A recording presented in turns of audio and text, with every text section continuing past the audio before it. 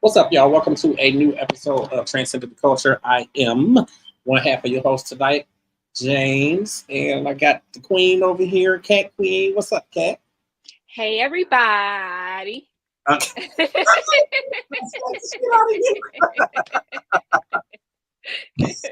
Look, what's up, everybody? Once again, welcome to a new episode of Transcending The Clture.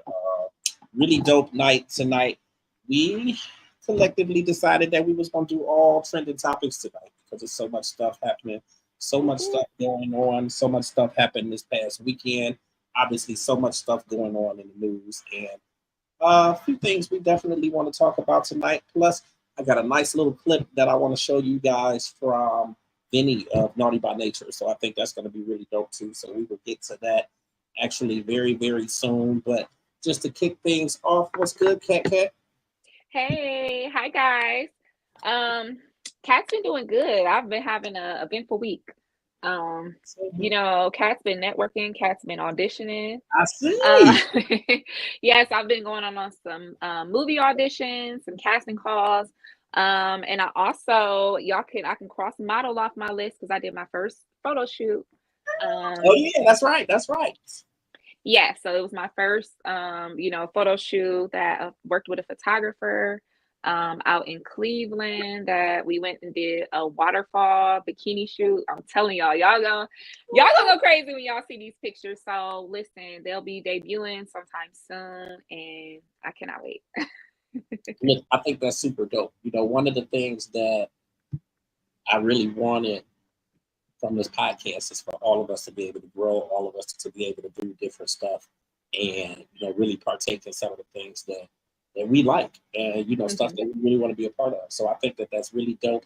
Like I said from the very beginning, like Cat is made for this. Like Cat, like when we went to Atlanta, I was like, oh shit, Cat is made for this because like Cat looked like she done been here before. Like you were so ready when we went to Atlanta, and like you've been like on 2 billion like since the very beginning. So I think that's really, really dope. I'm happy for the photo shoot. The one little clip that I saw, I thought it was dope.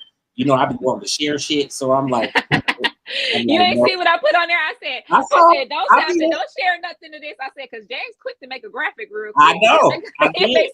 But I said, you know what? I'm not sharing shit. Like I'm let her put that out there. This is her photo shoot. This is her baby. Like I think it's really, really dope. I'm happy for you. I'm proud of you because like this industry, like you got to be somebody that's just gonna take it by the hand and go for what's yours, because like ain't nobody gonna give it to you.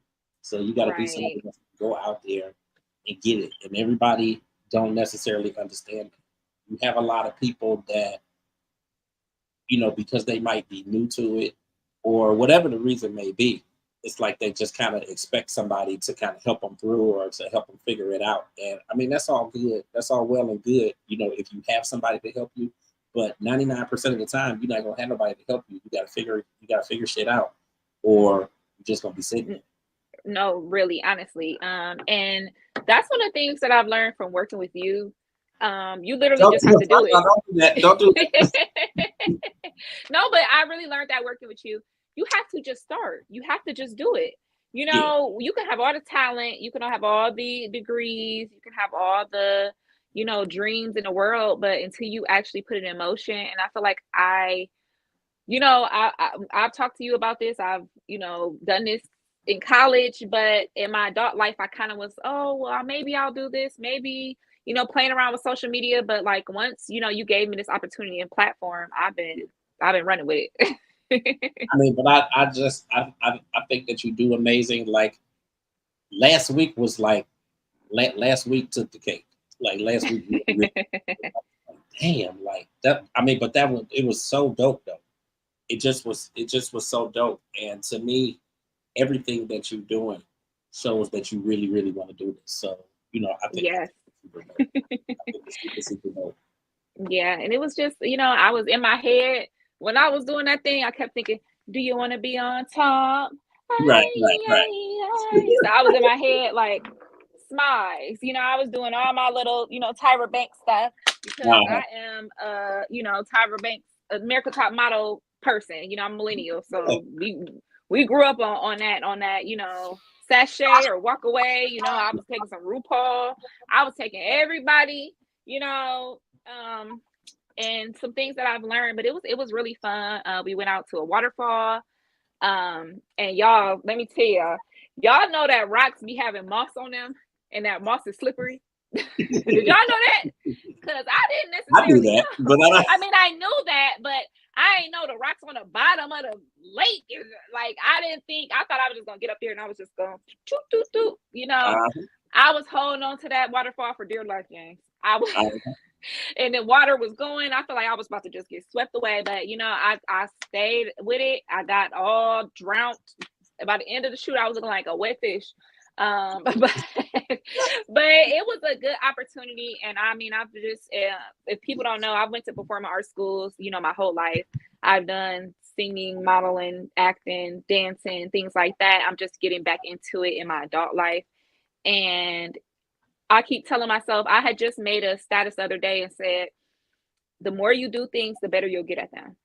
So I'm a type person, sometimes I beat myself up because I'm like, oh, I didn't do good the first time, or, oh, but nobody's first time is going to be amazing. It might be good, but it's not going to be at that level. You have to start. So anybody out there, any transcenders, if you have anything that you want to do or anything you've been working on or any talents that you want to showcase, you just got to do it.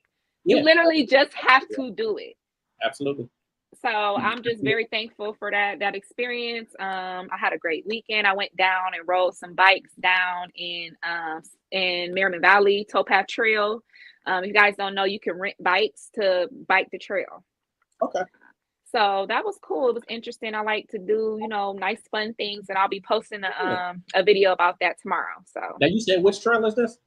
Towpath Trail. So if you know where like Social Aid and Putty's Kitchen is down there in the valley, in Merriman Valley. Okay, yeah. So there's a little bike shop, and I go past it all the time. I never think, oh, this little bike shop. But you can rent. They have regular bikes, and then they have electric bikes too. And you could rent them, and it's a little trail. And it was so fun. And I got to really act like a little biker. Like when you pass people, you got to say on your left. On your right, Yeah. And so I'm down there. At first, I was acting like Corinne Bailey Ray. I was, girl, put your records on. I was singing at first. But James, then them heels start healing. Yeah. And the skeeters start skeetering. Oh. And I was like, okay, I took all my little pictures and videos. I was cute. At the end of that ride, I was not cute. Face was red, body was sweaty. This the first time you did that? That's the first time I've done that. So I've walked the trail a few times. I have never biked it. So it was a good experience. I would definitely do it again, but next time I'm getting electric bikes, okay? Let me know like if you do it again, because I've done it before, but I was living down south. So we were in Alabama, but we rented some bikes in Columbus, Georgia. And then they had like the river, you could ride along the river, and it was a trail and all that kind of stuff. So we did it down there, and it was super, super dope. Like I would definitely do that. So that's how it was. So they have like a little creek over there, and then they have like when you get like maybe a mile in, or probably not even that long, to me it felt like a mile, but you get down there, there's an observatory and like a big lake and all type of wildlife, and there's these different plaques that tell you about the wildlife and what lives down there and stuff. So I know a lot of kids, like my nephew went there for a field trip, but they had to walk, and he was like, I thought I was gonna die. It was a lot, but with me losing weight and working out and being on this journey, I was able to do it. In the past, I probably wouldn't be able to do that. But if you ever, if you're in Akron and you're in the Merriman Valley area, definitely check it out. We did the Towpath Trail, and we went all the way to Peninsula. Like we were so far. Like by the time we turned around, because we were like, we're not going to complete the whole circle, because it was just like we was all the way in deep in Cuyahoga Falls. So, but it was it was so beautiful. We saw different wildlife, different families, and it was amazing. It was a great experience. So, and you guys know it's fall, it's about to get cold outside. So anything you want to do outside, please do it now, because it's the perfect time. It's not too hot. It's a little breeze. So I had a great time doing that, and I'll do it again for sure. Like that is super dope. I would definitely do that. No, I think that is super dope. Well, it's been a pretty productive week for me too. Since we were on last week. I started the new podcast, The Bucket List, which was really, really, really dope. Anybody who missed that, you guys can go back and actually watch that. It is running on YouTube. And we had, once I interview people, I'll be lost. We had from the Manhattan. Yeah, we had from the Manhattans, Gerald Austin. I'm like, oh man, why am I drawing a blank over here? We had Gerald Austin from the Manhattans, and it was super dope. But I think the thing that made it even more dope was that I did it with my father. Like we ain't never did. That was so sweet. It was so nice. And your dad really was in there, and he also you said he was bringing out all the big words. Dad had the thesaurus with him, because he was he was doing it, and it was a really he said something, and I was like, oh, okay, Dad. Okay, I see what he's talking about. But no, I thought it was really dope, and like he's been telling me forever, like that he wanted to do radio and he wanted to be a DJ, like years ago and all of that. And I just thought it would be cool because this was somebody from his era, like they damn near same age, and like he knew all the music and stuff. So I was like, you should come on and do it with me. And this ain't the first time that I actually invited him on to do an interview, but this is the first time that he, decided to go ahead and do it. So I think you had somebody he really wanted to talk to. So yeah, but I think it was really cool. Well, before I offered, I was talking to J. Anthony Brown, and he wanted to do that, but he was scared. So yeah, I thought it was really, really cool. We did that. We talked for maybe like an hour and 15 minutes or something like that, because then we had to do open letters to a survivor at 7. So right. But the guest he had to go on the stage in 30 minutes, and he still was talking. Right, he was just and this and that, and I'm like, sir, do you not have 30 minutes? I thought it was super dope. And the cool thing was, like, I had talked to him before, so it was cool, just to reconnect and really talk about his career and what he's done for music. And it definitely served the purpose for what I wanted to do with that platform. And I've been trying to get that platform off the ground for a long time. So I finally was just like, you know what, I'm gonna just go ahead and do it. And I like being in that place and in that position where I could just say, okay, you know what, I'm gonna do it, and just go forward with it and just see how things go. And you can take your time with it and kind of mold it and sculpt it the way that you want it to be. But I thought it was pretty cool though. So that came on. That's going to be on Sundays at 5 o'clock. Open Letters to a Survivor will continue at 7 on Sundays, and then I have the Black Print, which is at 8:30 on certain Sundays. It's not every Sunday, but yeah, I definitely thought it was going to be every Sunday. I'm like, oh, okay. I was waiting for the Blacklist to come on. I think eventually it was going to be every Sunday. But I still been working out the guest list and all that stuff. So I will have one this coming Sunday though. So it will be on this Sunday. So this Sunday is going to be the Bucket List at 5, and then Open Letters to a Survivor at 7, and then the Black Print is going to be on at 8:30. 8:30. Yep. Transcending the Culture. Obviously, we're still on Tuesdays, but we are actually looking at moving back to our old day, which was Wednesdays. So that's kind of up in the air. Definitely been talking about that because, the reality is a lot of people really loved us on Wednesdays. So we did some things, tried to move to Tuesdays, and we may end up going back to Wednesdays. So we will keep everybody posted on that. For now, we are Tuesdays. We are finishing out this season on Tuesdays. A lot of stuff going on. A lot of upcoming guests are kind of lined up for the show. So we will keep everybody posted on that. I know we are doing all trending topics tonight, but I actually have been communicating with Vinny from Naughty by Nature. Everybody knows Naughty by Nature. Everybody I love Vinny. Vinny used to do a lot of cameos back in the day in shows. Like he was on like Living Single and like that's where I really fell in love with him. Because him and Queen Latifah been tight forever. So right. Yeah. And so he was I always loved him. I'm like, he just seems so cool. Like, all of them for real, Yeah.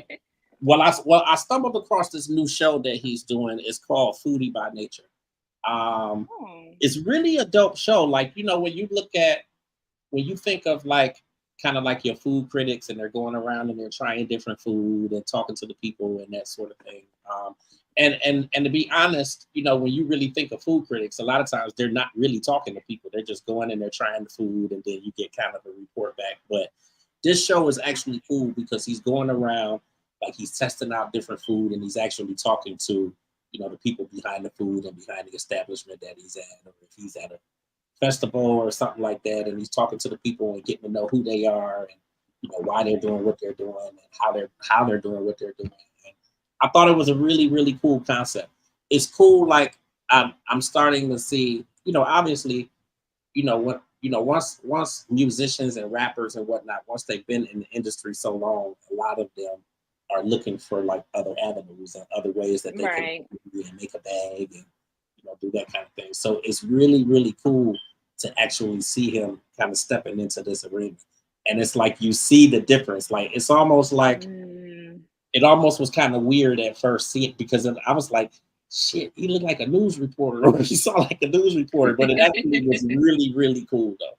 So I actually have because I've been kind of pushing and promoting and reposting the clip that he's had running. So I told him that I was going to run the clip on the show tonight. So yay! 1 second, and I'm gonna pull this up and actually let everybody see this. I think it's really, really cool. All right, give me 1 second. I'm getting old over here. I was gonna say you better not laugh at me. I ain't no better. For real. So I'm zip it. All right, let me see. All right, so I'm gonna play this clip.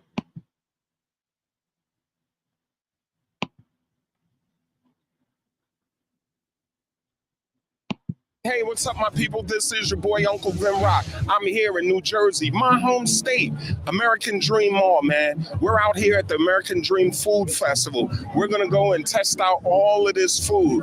This one looks interesting. It's called deep fried watermelon. Let's see what they have. This right here is my grandma's deep fried watermelon from Mississippi, made Filipino style by my wife. We're the only black-owned restaurant in Manila, Philippines, to my knowledge. We're called Maryland Chicken. And every now and then we come back and serve our best seller. Wow, well, what inspired this to make deep fried watermelon? So my grandma, because she's country, she wasn't going to throw nothing away. So after like Thanksgiving or family reunions, the extra slices that were left over, the next morning she fried in that morning's pancake batter, a little syrup, and us kids would eat it.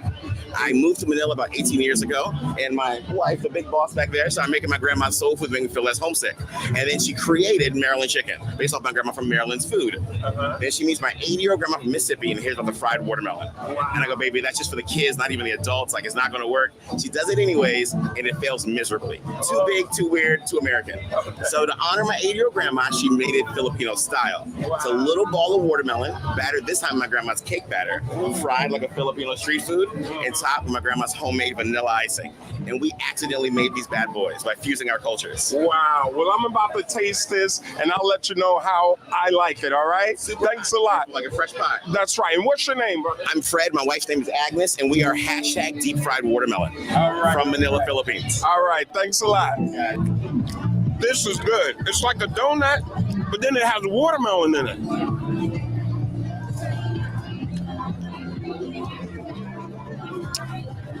I think I found my first good treat, y'all.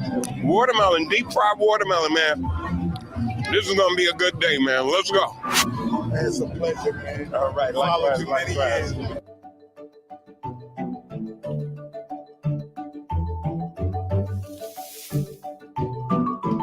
What stand are we at, brother? Logan & Co. NYC. Wow, how did this place start?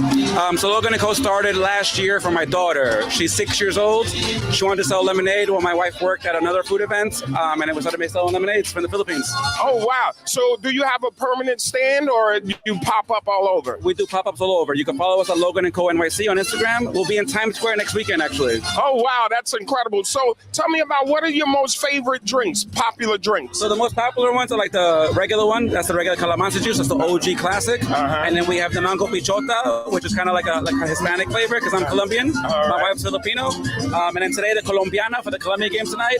Also the ube, which is a very popular, very, very popular flavor in the Philippines. Ube is purple yam. Wow. Well, you know what? I have mine here. This is for the Colombian game today, so I'm going to taste it, all right? Thanks for having us, man, and good luck, brother. Appreciate you. All right, peace. How are you, young lady? Good, how are you? All right, so tell us about your booth. Where are you located? How did this originate? Sure, so we're a pop-up and catering company coming from Brooklyn, New York. We also have a warehouse in New Paltz, New York. We started in 2011 and we've been doing it ever since. Oh my goodness, and what are your favorite plates, most popular dishes? Well, we do two things, so we do them really well. We do lobster roll main style, and then we also do oysters. Oh, wow. Yeah. Well, we saw you shucking those oysters. That thing looks a little dangerous, right? So you're a master of your craft, obviously. Of course, I have to be. All right. Well, you know, my camera guy, Eric, he's a big lobster roll fan. So I'm going to taste this for him. I'm going to tease him, but I will save him a bit, all right? All right. Well, thanks for having us. This is Lobster Party. No, I'm sorry. This is Oyster Party. Look out for them. What about your social media? We're at Oyster Party on Instagram and Facebook. And I'm about to taste their world-famous lobster roll. We get a little lemon on here. Oh, man. Fresh lobster. This looks incredible. Here it is, folks. Oh, my goodness. So first, they said that they cooked it Maine style. So we're going to put that to the test. Okay. Let's try a little. Oh. That thing looks incredible. Right? Wow. Isn't the bread so soft? It's toasted nicely. The butter, the lemon. My score. Sheesh. What's your score? 9.8. 9.8? Is this better than the new Eminem album? No, it's not. You got to give it a tie, though. New Eminem album is 9.9. Okay. Good try, though. It's right there on par with the new Eminem album. This is called Oyster Party. And Eric Elstrom, he found his lobster roll. Oh, my goodness. If you're gonna buy a Cuban sandwich, you gotta trust the guy that's got the island on one hand and literally a fork and knife on the same hand. All right? So there's two styles of Cuban sandwiches. You got the Tampa style, which is mustard and salami and all that nonsense. In Cuba, we don't got none of that. There's no mustard, there's no salami. So we do like old school, the way they do it in Cuba. Even though it originated in Tampa, there's two different styles. So our style is pernil, right? Ham, Swiss. We use a nicer ham. We use Swiss Reserve. It's a little silkier. It's a little creamier, more rich in flavor. We do pickles sliced the long way, And then we do mojo, which is the base of all Cuban cooking. So mojo is bitter orange juice, fresh squeezed lime, garlic, and then the rest of the stuff I could tell you, but we can't go into all that because then everybody's gonna have it. I'm telling you now, I want the authentic Cuban one. I used to go to a restaurant uptown, like in the Bronx, and we went and they had a beautiful Cuban sandwich. So I'm looking forward to it. Listen, we were rated top 4 in Jersey. They didn't rate them by number, but if they did, I'm not gonna say we'd be 4. You know what I mean? The best Cuban. Wow. This is Cuban style, right? Even Miami ain't fucking with my Cuban.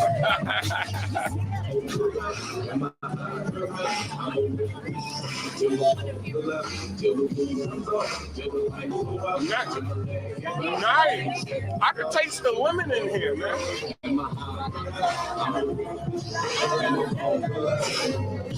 Oh my goodness, this is so good.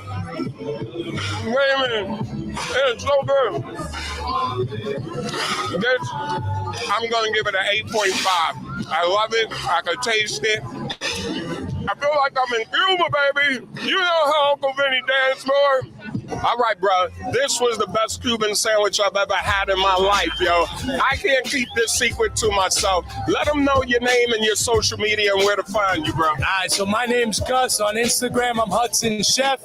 My shop is Cubita, so it's Cubita Cafe NJ. We got a location in Nutley, and then the truck is Cubita Truck.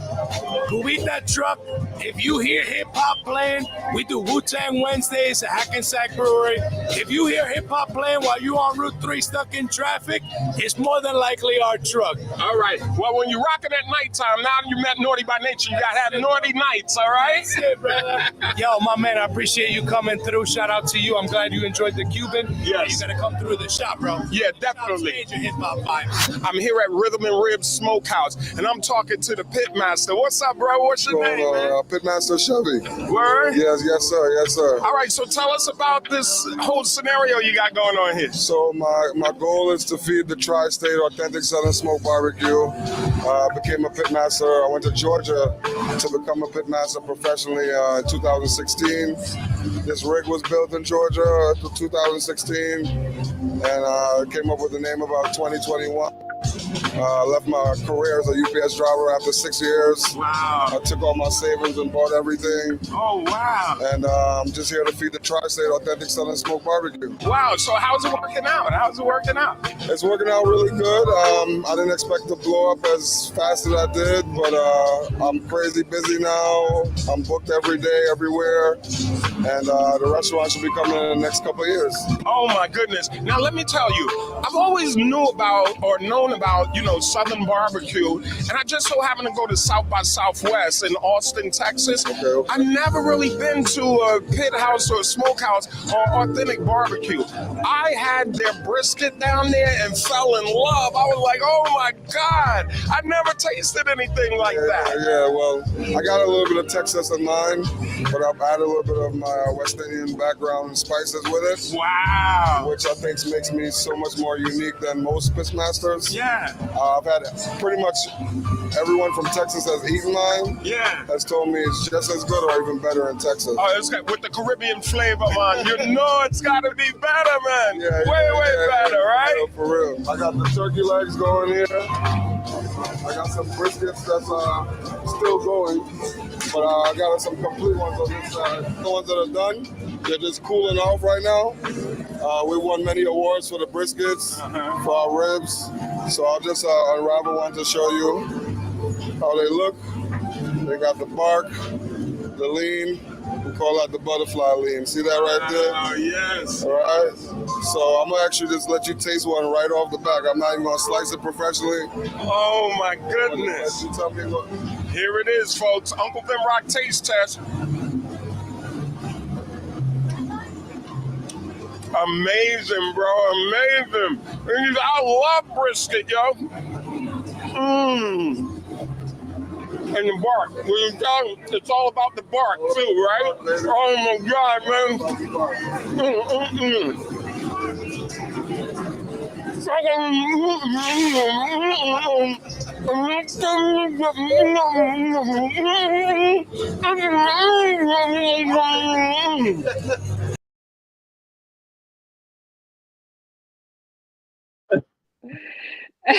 He's so silly. Right here. Oh man, I wish I could have been there in person eating that food. Listen, Okay, especially the lobster roll. I love a good lobster roll. Like when I go places with food trucks, that's usually the main thing that I'm looking for. Yeah, I've had some really good lobster rolls too. I think it was really dope. I think the concept is dope. Something different, you know. Something different, and you know what? I liked it because everyone is, and I think people are kind of tiring of, you know, the famous Keith Lee. You know, Keith Lee goes in secret and he eats in his car. You know, he's not interacting with the people. He's not hearing their stories. I think that's a lot of what he's missing sometimes is the stories. And you see how everybody shared their story with him and saying, you know, I quit my job.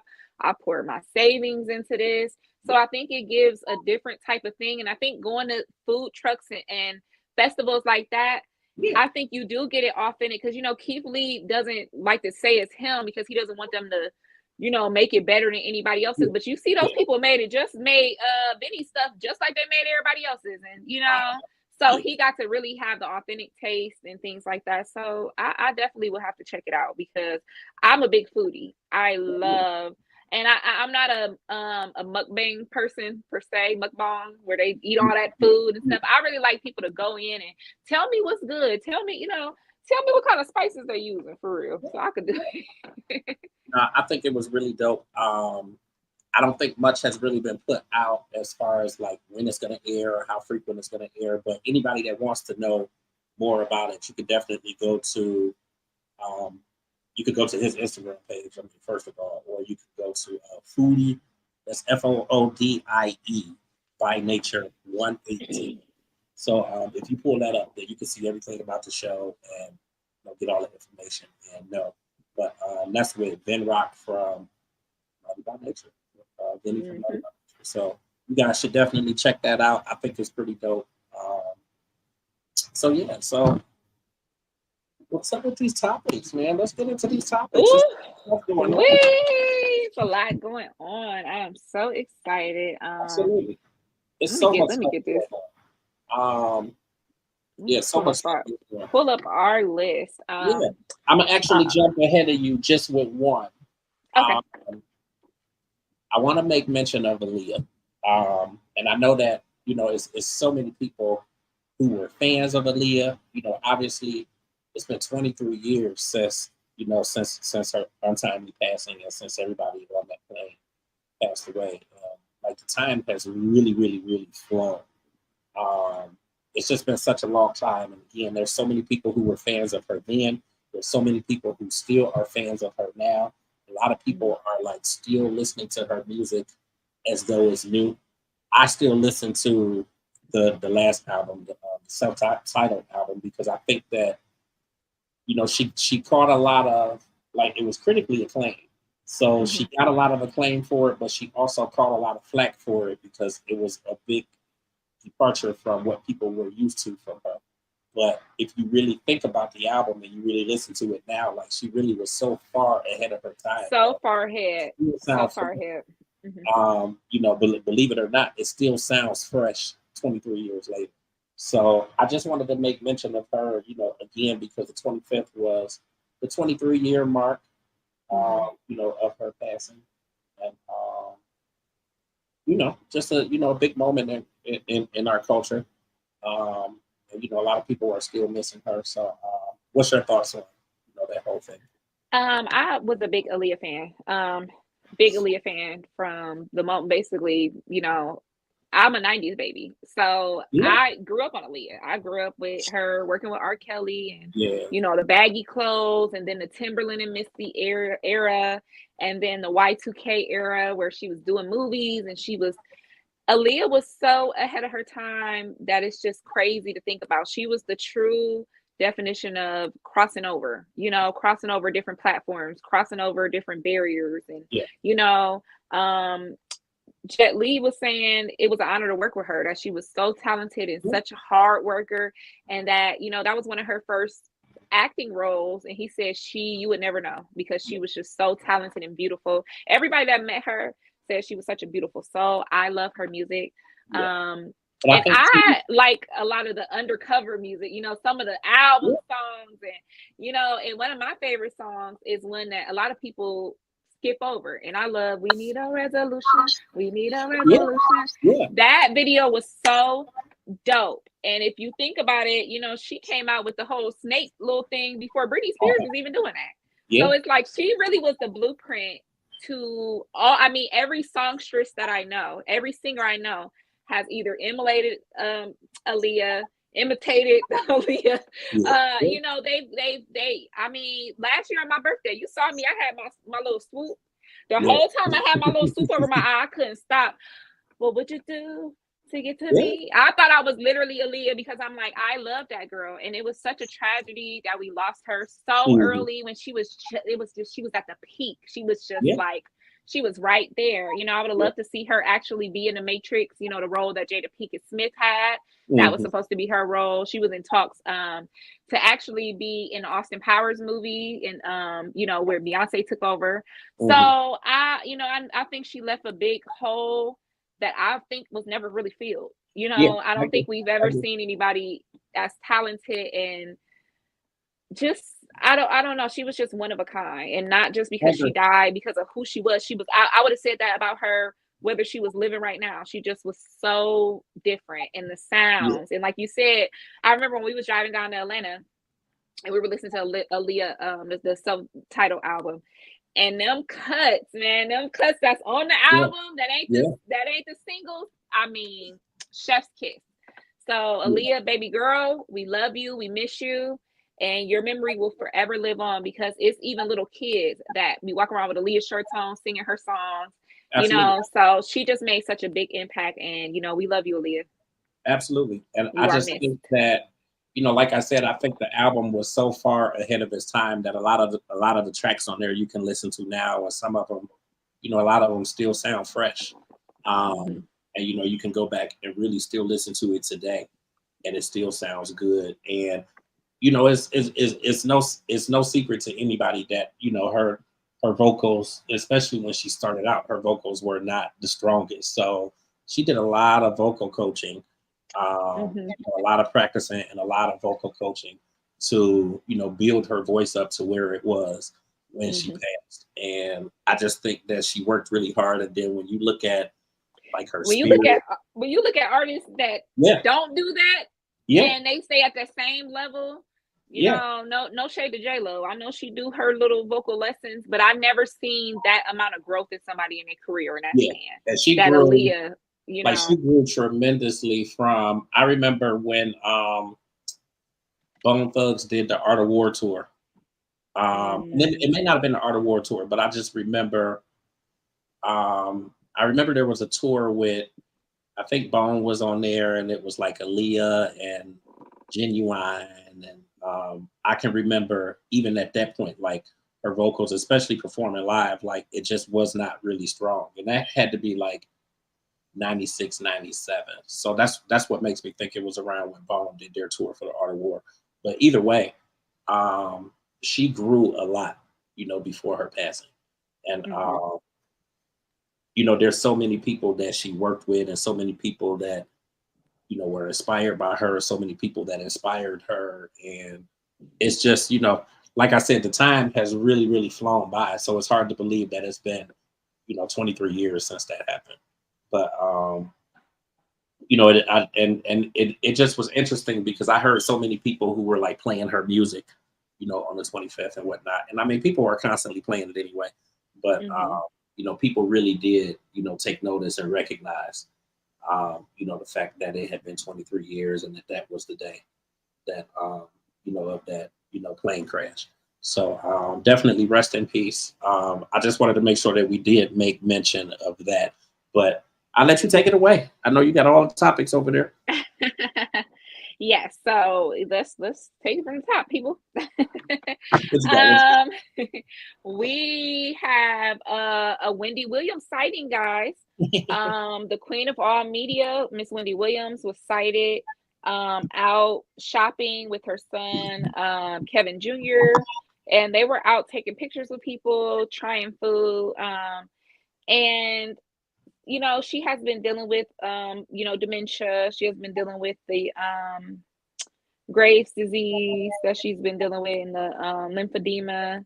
And so some were saying that she was happy in good spirits, but she was still kind of not there, mentally while they talked to her. So a lot of people took pictures, and they said that she was happy to take pictures. She was loving on her fans, but when they really tried to talk to her, they said she really wasn't, in her right state of mind, which, we kind of watching her show, and we covered her show before. We kind of all knew that, which is kind of tragic. I hate what's going on with her, but I'm glad that it seems like her son, because for a while her son had lost control over, being able to take her out and do certain things with her.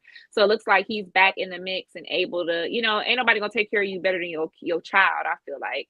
And they said that she was happy, in good spirits, and happy to be around him. So, we're gonna be praying for Miss Wendy. What do you think about that, James? I'm kind of all over the place with it. So first thing I thought was, like, is this really real, or how old is this, and like how long ago was it that she was in that shop? And you hear so much stuff, and I think that there's so many people like who want to see her out and see her getting around and doing better, and on the verge of coming back to do her show. And I don't want to sound like the pessimist or anything like that, but I just think that given the diagnosis and the stuff that we've heard, like, I just don't think that I don't feel like it's going to happen. Right. I feel like people are pressing something that really for her health is just not good. It's not good. It's not safe. Don't you remember she was passing out every episode and flipping out? It's just I don't necessarily see it happening, and I kind of wondered, like, I kind of questioned the validity of, like, well, not the validity of the picture, but just like how old was that picture, and was it really recent? And I don't know. I mean, I want to believe, and I want to hope and believe that it was recent, and that the son is, that Kevin Jr. is actually, getting to see her and getting to go out with her and spend some time with her. I mean, because that like he is her everything. Like, he was her everything. Yeah. So, sure. It really sucks to see her in this type of a state, in this type of a position where, like, she's not really lucid and don't really know what's going on, and that kind of thing. But I don't know. I just kind of wish that, like, I hate to see her out. Like, I hate to see them, just them really focusing on all of that stuff and not necessarily focusing on, her getting better and that kind of thing. Like, I just feel like people, more than anything, people just want to see her get back on TV and that type of thing. And I know that's what she wanted to do, but I just don't feel like, health-wise, it's good for her. I don't think it's going to happen. She barely could handle it when she was, newly diagnosed, and she's deep in it. If you watch the reality show, you can see that she's almost like a shell of her former self, And when people are sick and when people get older, we have to stop expecting them to do the things that they once did. I thank Wendy for everything she did, but it's time for someone else to step up. But I feel like no one has filled that hole. So it's like, people are still looking for that, because people were saying Wendy Williams would have loved 2024 because all the crazy stuff that's going on. They're like, I could see her talking about this or talking about this on a hot topic. But and that's where I feel like with the journalists and with the podcasts that are very popular, that are winning awards, that's where the real media training and things came in, because Wendy was highly trained in all media. That's why she calls herself the queen of all media. Absolutely. And I feel that some of the shows that are popular now they're not giving us what we need, what we used to get from Wendy. Wendy was very smart. Wendy was very intelligent. And Wendy also knew all the secret tea. She knew the secret tea that you didn't even know was the tea. Yeah. So I think we just don't really get that anymore. And especially, people are scared. Wendy was not scared. She didn't care if she lost her job. She didn't care if she wanted to put out the tea, she would put out the tea. So I feel like in our era where people are constantly, you know, changing things or scared to say something, or they gonna sue me, or they gonna, you know, I just think I think people are really missing Wendy, and they're hoping for the best. But I think right now, like, let's just pray for her. If you see her out, celebrate her, love on her. But you know, we're never gonna get the old Wendy back. Yeah, absolutely. I agree with you 100% on that. I think probably the closest to that would be, what's the girl off YouTube that you know, that got sued by Tasha K. Yeah, Tasha K. I mean, that's yeah. I mean, if you really think about it, I think probably the closest that you would have to that, you know, in this generation or in this era is probably her. But there's so much. There's so much. Tasha K has an unlikability about her that Wendy does not have, and also Wendy had the white audience, and sometimes you have to be able to across the board. And I feel like a lot of Black and hip hop entertainment are just that. They're not equally watched. Wendy was watched by the Jersey housewives walking their dogs in the morning. You know, if you watch the audience, they would be it would be all white ladies, because she was just across the board. And I just feel like we just haven't had that. And I feel like that's why people are missing her so much, because she just gave us something that we still don't have. So everybody's kind of craving that. And we're looking at, you know, Breakfast Club and Just Hilarious and this person to fill that role. And it's just not anybody there yet. I think that's a good perspective and analysis. I agree. Yeah, I definitely agree. So Wendy Williams, you know, we love you. We're praying for you. Absolutely. All I want Wendy to do is get her rest, enjoy her time with her son. I just want her to be healthy. And I want her to get healthy the best way that she can be, and stress-free, and have her money and be taken care of and live the rest of her life. You know, just spend time with your baby. That's it. Absolutely. Absolutely. To me, that's what it's about at this point. Mm-hmm. Like, it's about, you know, her being safe, her being healthy, and her being able to spend time with her son. Right. Yeah. So yeah. Okay. Yeah. So next we're going to talk about Diddy. Diddy Watch, guys. They're doing Diddy Watch. I knew you was gonna say it. Go ahead. And so Diddy was recently spotted out with Stephen Jordan. Faith Evans' ex. Yes, they are officially divorced, but you know he ain't over Faith, so he be always Faith. But they were spotted out on the beach, and people said they were both in good spirits. They were taking pictures, they were getting loved on, and they said that people were welcoming Diddy with open arms. They said nobody said anything to him. Nobody, you know, I'm shocked that he didn't get no jokes, he didn't get no jabs, he didn't get nothing. They said people were genuinely happy to see him. And I kind of see both. I mean, I kind of get both sides of it. I mean, listen, a lot of the people that have been really speaking negatively and talking bad and, you know, having all these different comments to say and like just really condemning him, like they got their own shit going on. And I'm not saying, I'm not saying that you condone him beating on nobody or no, like he definitely needs to suffer the consequences and, you know, pay the consequences for that. However, like he still got he still got to live. He still got to exist. Like he still got kids. Like you can't just ball up in the shell and just crumble. Yeah, and people got to realize you are innocent until proven guilty. Right. So even though you can have tapes and all things like that, but he has not been charged. He has not been convicted of any crime. Absolutely. He has only been convicted in a court of public opinion. I mean, that video is very telling, but you're right. It was very telling, and he paid her handsomely. He paid her what she asked for, and Cassie ain't said another word about his ass.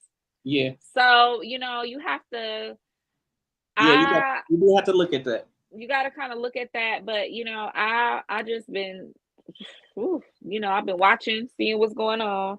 And if you guys haven't noticed, Diddy and Young Miami, Carisha, have unfollowed each other on Instagram, and they said she is trying her best to distance herself as far away as she can by him. But they said that It's not working. It's not working. She has been tarnished by his image, especially how hard she was going for him. Yeah. And the things that she was saying while dating him, you know, those inflammatory statements. I'm gonna make Diddy do this. I'm gonna make Diddy do that. Well, absolutely. Now you can't claim you didn't know what he was doing. You can't claim you don't know what he was doing when you was threatening girls. Right. I'm gonna make Diddy do this. I'm gonna make Diddy put you on your knees. Right. Excuse me. Squeeze me. Okay. Yeah. And so the separation between Young Miami and you know, when she was with Diddy, she was saying she didn't want to be a city girl anymore. She didn't want to tour. She didn't want to work on music. She wanted to be Diddy's concubine, is what they said. These are just the reports, guys. They said she wanted to be his kept woman. You know, he helped her get that platform, Carisha Please. If you guys don't remember, that was on Revolt TV and also sponsored by Ciroc. Oh, yeah. All that, they had to reshoot a lot of her stuff because she's back for her season 2, I believe. Mm-hmm. And she had her bandmate, who is JT, on there with her, and they discussed how basically the City Girls are no more. The City Girls have broken up. Mm-hmm.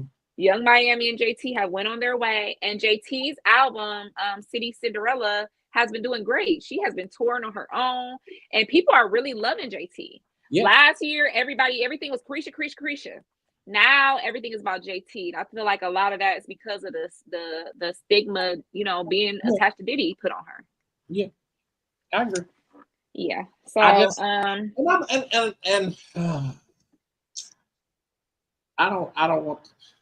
I mean, the reality is, I never really cared for them, you know, necessarily as a group. I always thought that JT was stronger anyway.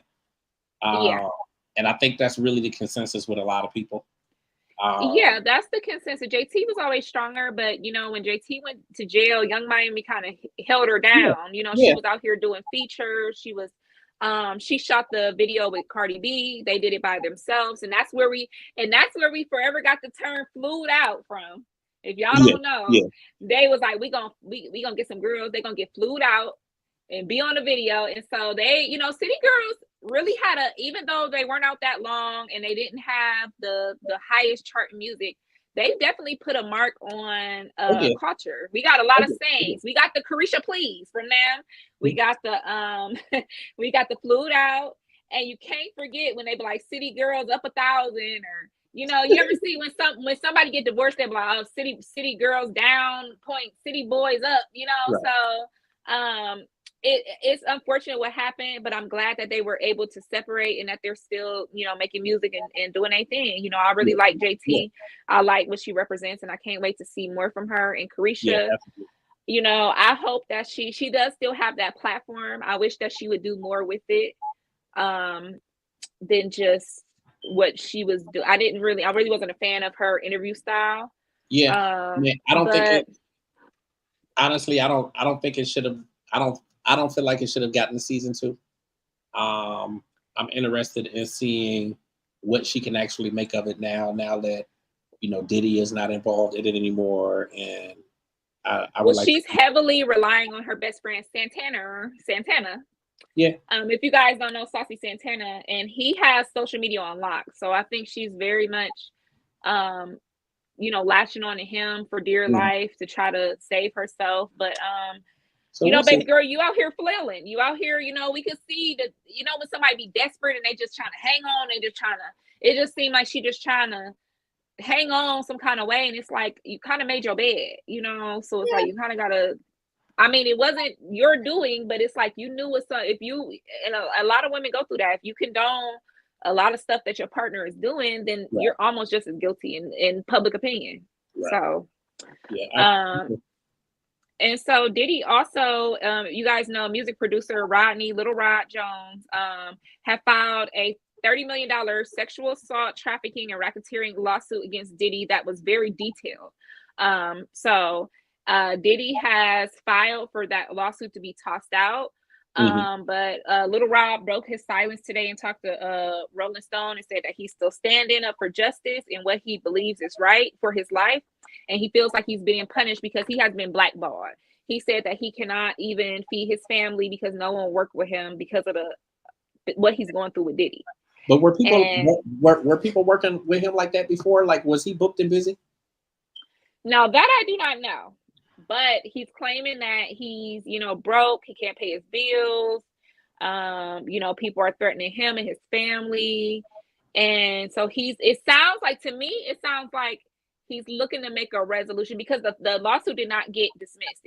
And the judge said that they don't think that it's a lot of evidence. It's right. A lot of, he can actually prove, hey, I was here with him. I was there. He was his longtime producer. Yeah. So I don't think that this is going to be, people think that you can get stuff just tossed out just because. No, if the person and they said that this is a very detailed suit with a lot of evidence. So they're saying that it doesn't look like it's going to be tossed out. But from what I'm hearing from Little Rod is he might be open to a cash settlement.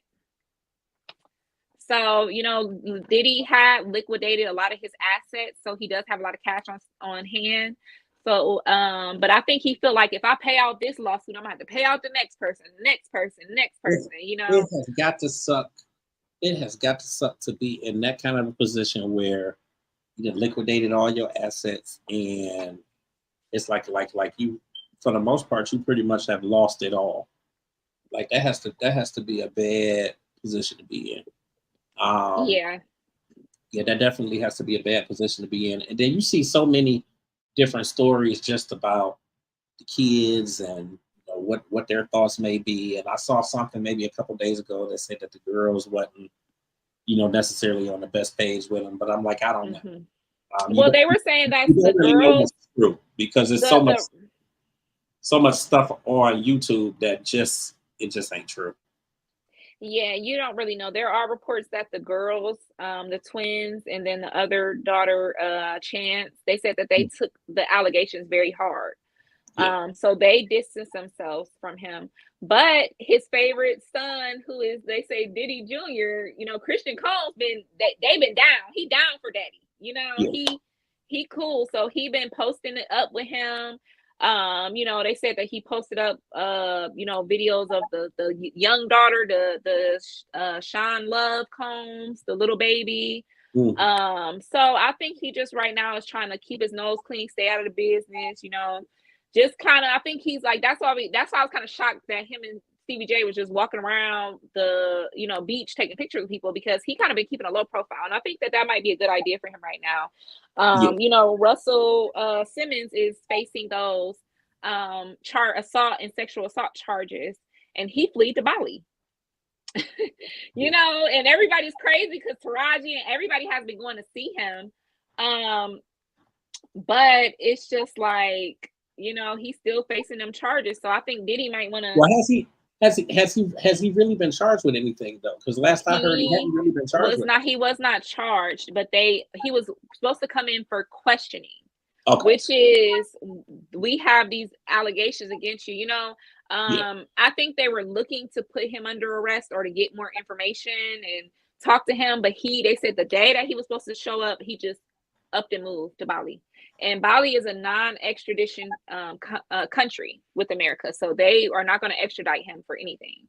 So I just think that it's just crazy. And maybe Diddy might want to sneak off to an island or something. He just needs to stay out the way. He needs to stay out the way. Because you know what the kids say now, right? What's that? They say no Diddy. The kids say Diddy no more. Yeah, I did know that. So, he's become a meme. He's become a saying with the kids. Like, I was scaring my nephew, chasing him around the house or something. I cut the lights off and he said, no Diddy. I said, what? I said, do you even know what he did? He like, all I know is that's when somebody acting weird and scary. I said, okay, well. And on the internet, if somebody trying to do something weird, they be putting nice try Diddy under everything. And I'm like, they just tear him. I know he probably be online mad as heck. Like probably. Yeah, so we're gonna keep up with Diddy Watch. We've been reporting on this for a couple months now, so we'll keep you guys updated on what is going on with them. Yeah. And then speaking of Diddy, we have Craig Mack, who tragically passed away. We're getting really mad at that situation. So his family has released his true cause of death.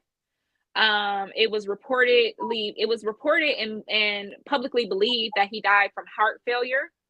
But that was, his family came out and said that he actually died from complications of HIV and AIDS. Yeah, that it was untreated. Untreated. Untreated HIV. I just think like I'm like for real, I'm sticking with the family. Like I don't feel any different about Craig Mack or whatever, because like that was his personal, that was his business. That's his personal business. If he didn't want to reveal that, then that shouldn't have been revealed. And like why all of a sudden now, like he's been dead since 2018. So why it's now? Like why now? Like I think that sucks. And that's why people be keeping secrets and shit, because they don't know who they can trust. And clearly right. You can't trust your damn family. You can't trust your family. And it just, like you said, why now? And now, you know, the family is reaching out to different outlets. From what I'm hearing, different outlets have reported that the family is reaching out to them to get interviews and to get money off of this issue. That's that is grimy. Like to me, that's just grimy. That is really grimy. That sucks. I hate to hear that. I hate to hear that, because like it just sucks. But you know, that's how people be. Yeah, it's a nightmare. I just can't believe that that's what happened. It was just so random. And the crazy thing is, nobody really cared. Like it's like, you know, like why, like what was the purpose of even saying, like I just think it sucks. And I would hate to see his true fans did not, the people that care, that people that matter don't care, and the people that care don't matter. You know, I would hate to see media outlets like buying into that shit and paying them for interviews and shit like that. And I think they will. I'm sure they will. I'm sure certain ones will. It sucks though. But the major outlets have not been taking the bait. The major outlets, they reported on it, but they haven't really, you know, said too much. And the thing is, you know, we're in 2024. The stigma of HIV and AIDS is something that we don't need to be having a stigma about that. Like that is something that, you know, is very common. As much as we want to act like it's not, it is very common, especially in our Black community. And so I think that the more we talk about it, the more people get tested, the more people get treated, the less of a stigma that it'll be. And I think more people will stop suffering so long and in silence, you know. And a lot of people, like I can't speak on his mental state or what he was feeling or what he was going through with that, but if he was diagnosed and then didn't treat it, it might have been because he was thinking, I'm gonna have this stigma, somebody's gonna find out, you know. So it just kind of, it sucks, because it's like, had he would have been around people, well, obviously his family would have told, like they did, you know. So it's just like fear came true. And I feel like that, you know, that could have led to his death with him, it being untreated. So I don't know. I hate that happened. I hate when people tarnish people's legacies after they're not here. They're not able to defend themselves. They're not able to talk. And I just feel like people's diagnosis and health, that is not a topic. That is not an interview topic. That is nothing to make money off of. But to me, that's what it is they want money. To me, that's what I think. I think whatever money they must have had probably ran out. Yeah. And they probably like, you know what we can do? Well, we still got the ace in the hole. We still could, you know, say whatever. Yeah, that sucks. That really sucks. Yeah, that sucks really bad. But you know, you just kind of have to chalk it up. You know, that's how people be. It's unfortunate, but I don't think it changes anything, like in terms of him and what people think about him or that sort of thing. If anything, it just puts a bad light on the family. The family. And I feel like that's the opinion that I've been seeing. The consensus of most of the media people are just saying, you know, we just looking at the family crazy. We not really, you know, they reporting on it, but I haven't seen anybody say a bad word against him with this information. So it kind of backfired, you know. I'll bring a Tiff on. Oh yeah, Tiff. Okay. Hey, cousin. Hi, everybody. What's up? Oh. He cut himself off.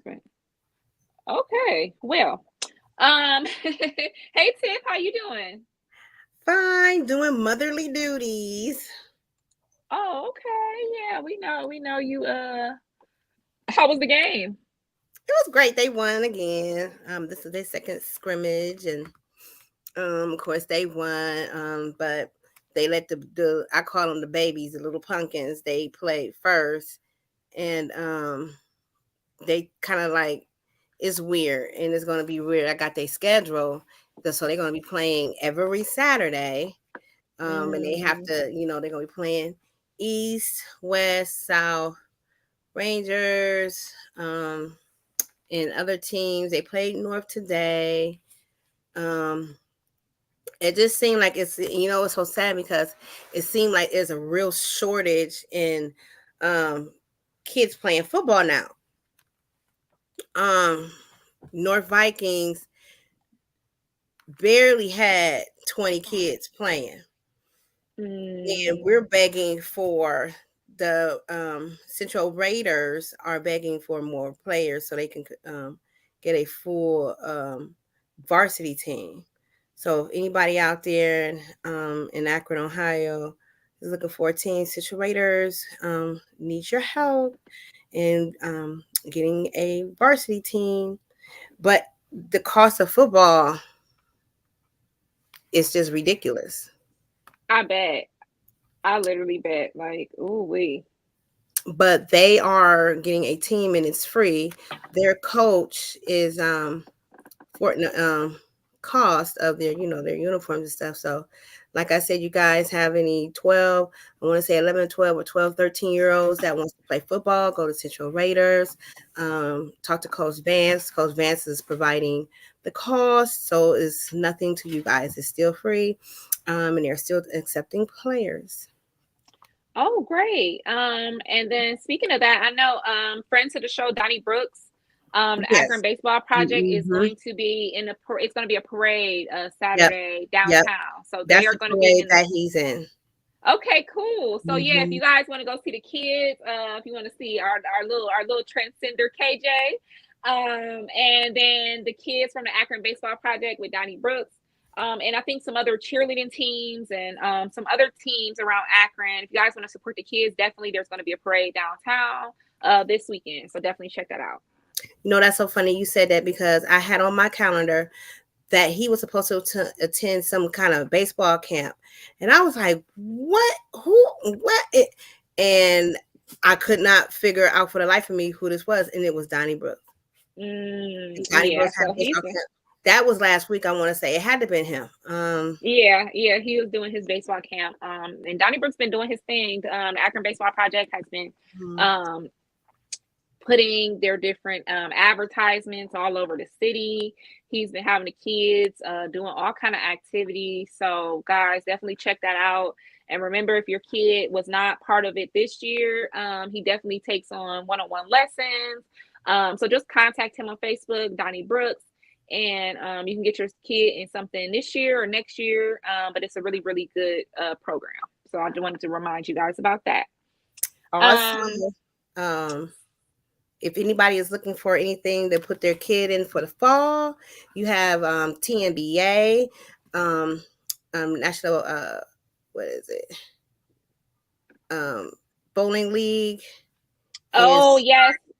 It's starting up. Give me the information because Michaela used to be in that. That was one of her favorite. Listen, she got all kind of medals from that. Like that was her jam. So I'm definitely trying to get her back into something for the season. I don't know what happened to you, Cuzzo. I go to the bathroom. I'm sorry. It's cool. We had one in, one out. So the NBA, National Bowling You've been having everybody been saying hi to you today. Who that is? Careless. Careless. They can care less. Hey, James. Look, I'm telling you, he been getting all kind of, haze today. So I don't know. They looking for you, James. But yeah, the TNBA, the bowling league, it's $30 registration. It'll be held at Charger Lanes out in North, and I want to say the street. and I forget the street, but there's some programs that pay for it, like Summit DD. If you're involved in Summit DD or High Rise or anything, they will pay the registration fee for that. And they'll help with some of the because they do a lot of other different sports and stuff. So definitely reach out if you guys have any caseworkers or anything like that. Reach out and see, because they can help with the cost of some of these activities.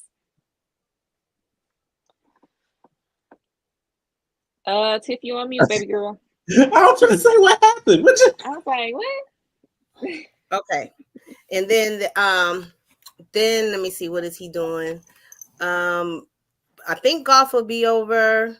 They may have a fall league. I have to check that out with my mom. She's basically in charge of that, because which is called oh God, I just lost my thought, but it'll come to me anyway. But other than that, yeah. So you got the baseball, Donnie Brooks, you guys. You got the football, Central Raiders, Coach Vance, and you have TNBA.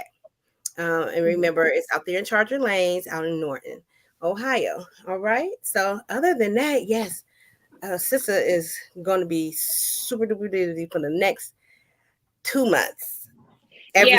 all my football moms were complaining like every Saturday. Saturday. Yeah, I saw all the football moms were on Facebook today. Like, I don't think I'm gonna make it, girl. So yeah, I said this may be the first and last year. Listen, shout out to all the parents that have been putting their money to these kids starting school and starting back their programs and things. It's not cheap. It's not even the cost of what it used to cost us back in the day. The costs are astronomical. So congratulations to all the parents that are putting their kids and stuff and paying for it too, because woo. Yeah, I'm telling you what, if it wasn't for our cousin James, shout out to James Jeffries. Not James Jeffries. John Jeffries. I'm sorry. Look, I'm looking at James here. Our cousin John Jeffries.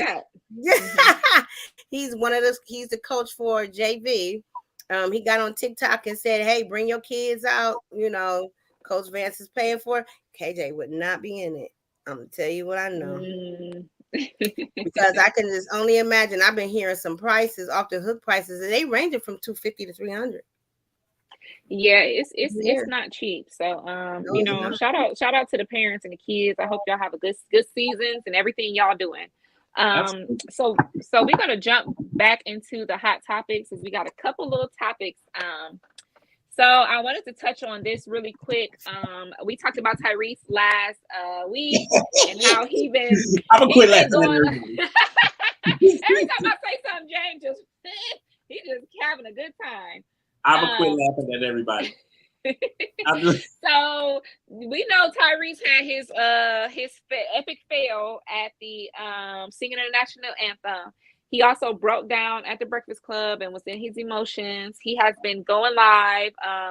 He previously went live and talked about how he's very upset that his ex-wife did not apologize to him. His ex-wife did come on and say that she was regretting that they got divorced and that, she didn't like how things went. And, she was listening to outside people and she wished that it wouldn't have happened like that. And so he came on and said, you should be telling me that. I'm sorry. Let me tell you something. A bitch that listens to an outside motherfucker, they can keep it pressing. That's all I got to say. Well, damn, James, tell us how you really feel. Sure. That's all I got. That's all I got to say, because damn, that's just some shady shit. Like, to let somebody from the outside come in and tell you, like, that's just shady. And especially women.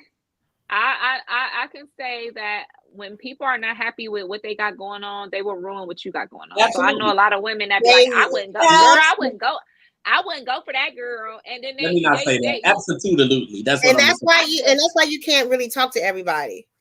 That's why you can't really talk to everybody about your problems, because then here they go with that until they experience it themselves. And then that might be some experience talking from my side, but I'm just saying, that's shady. That is shady. That is grimy. Yeah. He could kick rocks. Like, she could kick rocks. He is better off. She just came on and said, broke now. She I think she broke. and I think she lonely, and she like, damn, you know, he was kind of fine.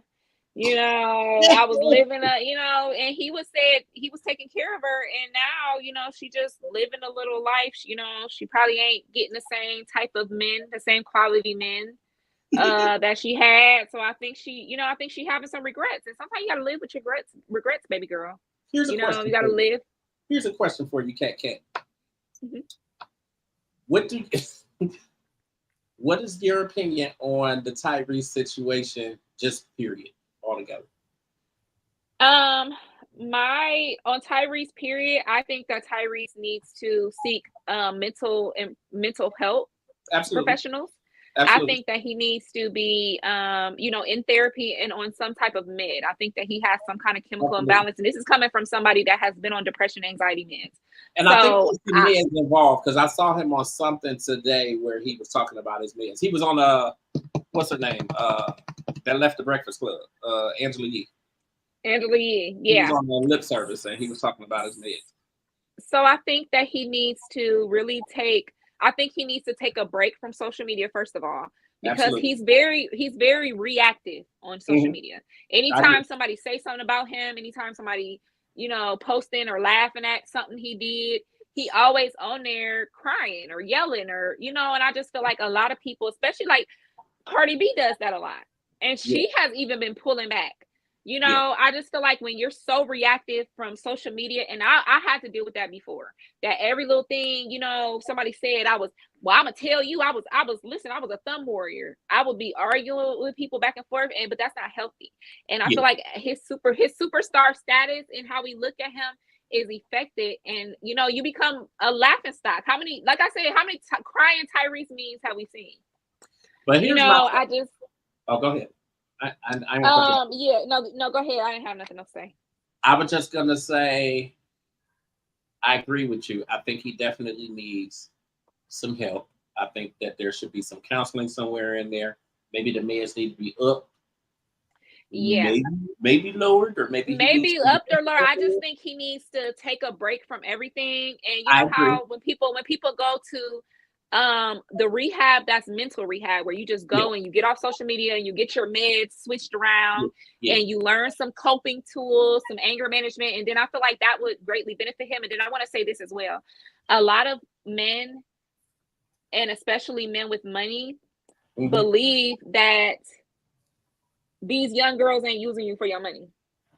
And so Tyrese keep getting these relationships with these young ladies, and then saying, well, she don't love me for real, or she ain't there, she ain't holding it down, because he has a new girlfriend that he's going back and forth with. That is a, you know, Instagram model, big voluptuous booty, you know, and he's trying to have this soul relationship and this supporting relationship. But it's like, you have to look at, you know, yes, men of status are able to date younger, hot women. Yes, you are. But you have to look at, why would they want to be with you? If they 22 years old dating you, not to say there aren't age gap relationships, but a lot of these girls are looking for a paycheck and what you can do for them.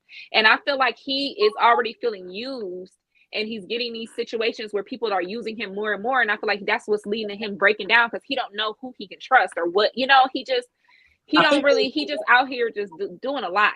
Yeah, I think there's definitely that.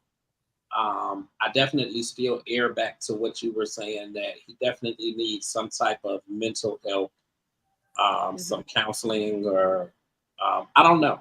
He definitely needs to talk to somebody. But I think one of the biggest things that I don't like is that a lot of the media and a lot of like the power players in media. So when you look at like the Breakfast Club, and you look at, and not specifically the Breakfast Club, but just when you look at a lot of these platforms, like a lot of people are really making a mockery of the situation.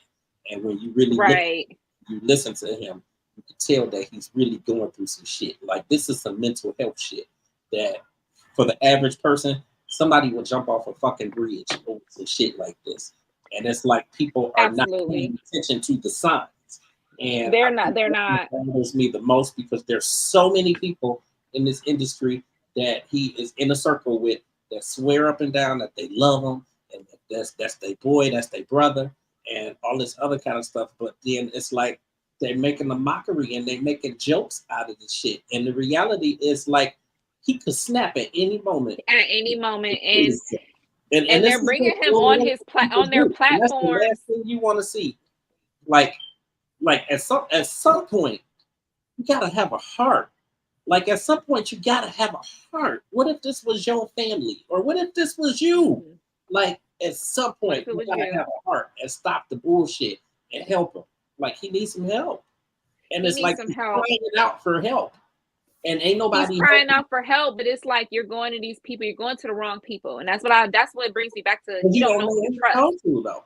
It's and like so these people are bringing him on, especially Charlemagne is the type of person that Charlemagne always talks about mental health and this and that. About mental health, but then on the flip side, he'll make jokes about the shit. He makes jokes about it, and he it's almost like they poking him to get a reaction out of him. We want to see him cry. We want to see him break down, and it's just it's not okay. And I just feel like stupid stuff like that he and Envy have issues with each other. Mm-hmm. Right. Well, Envy has issues with him because he said whatever to his wife. To his wife, right. And I'm not saying that you don't defend your wife, but you cheated on your wife all this time.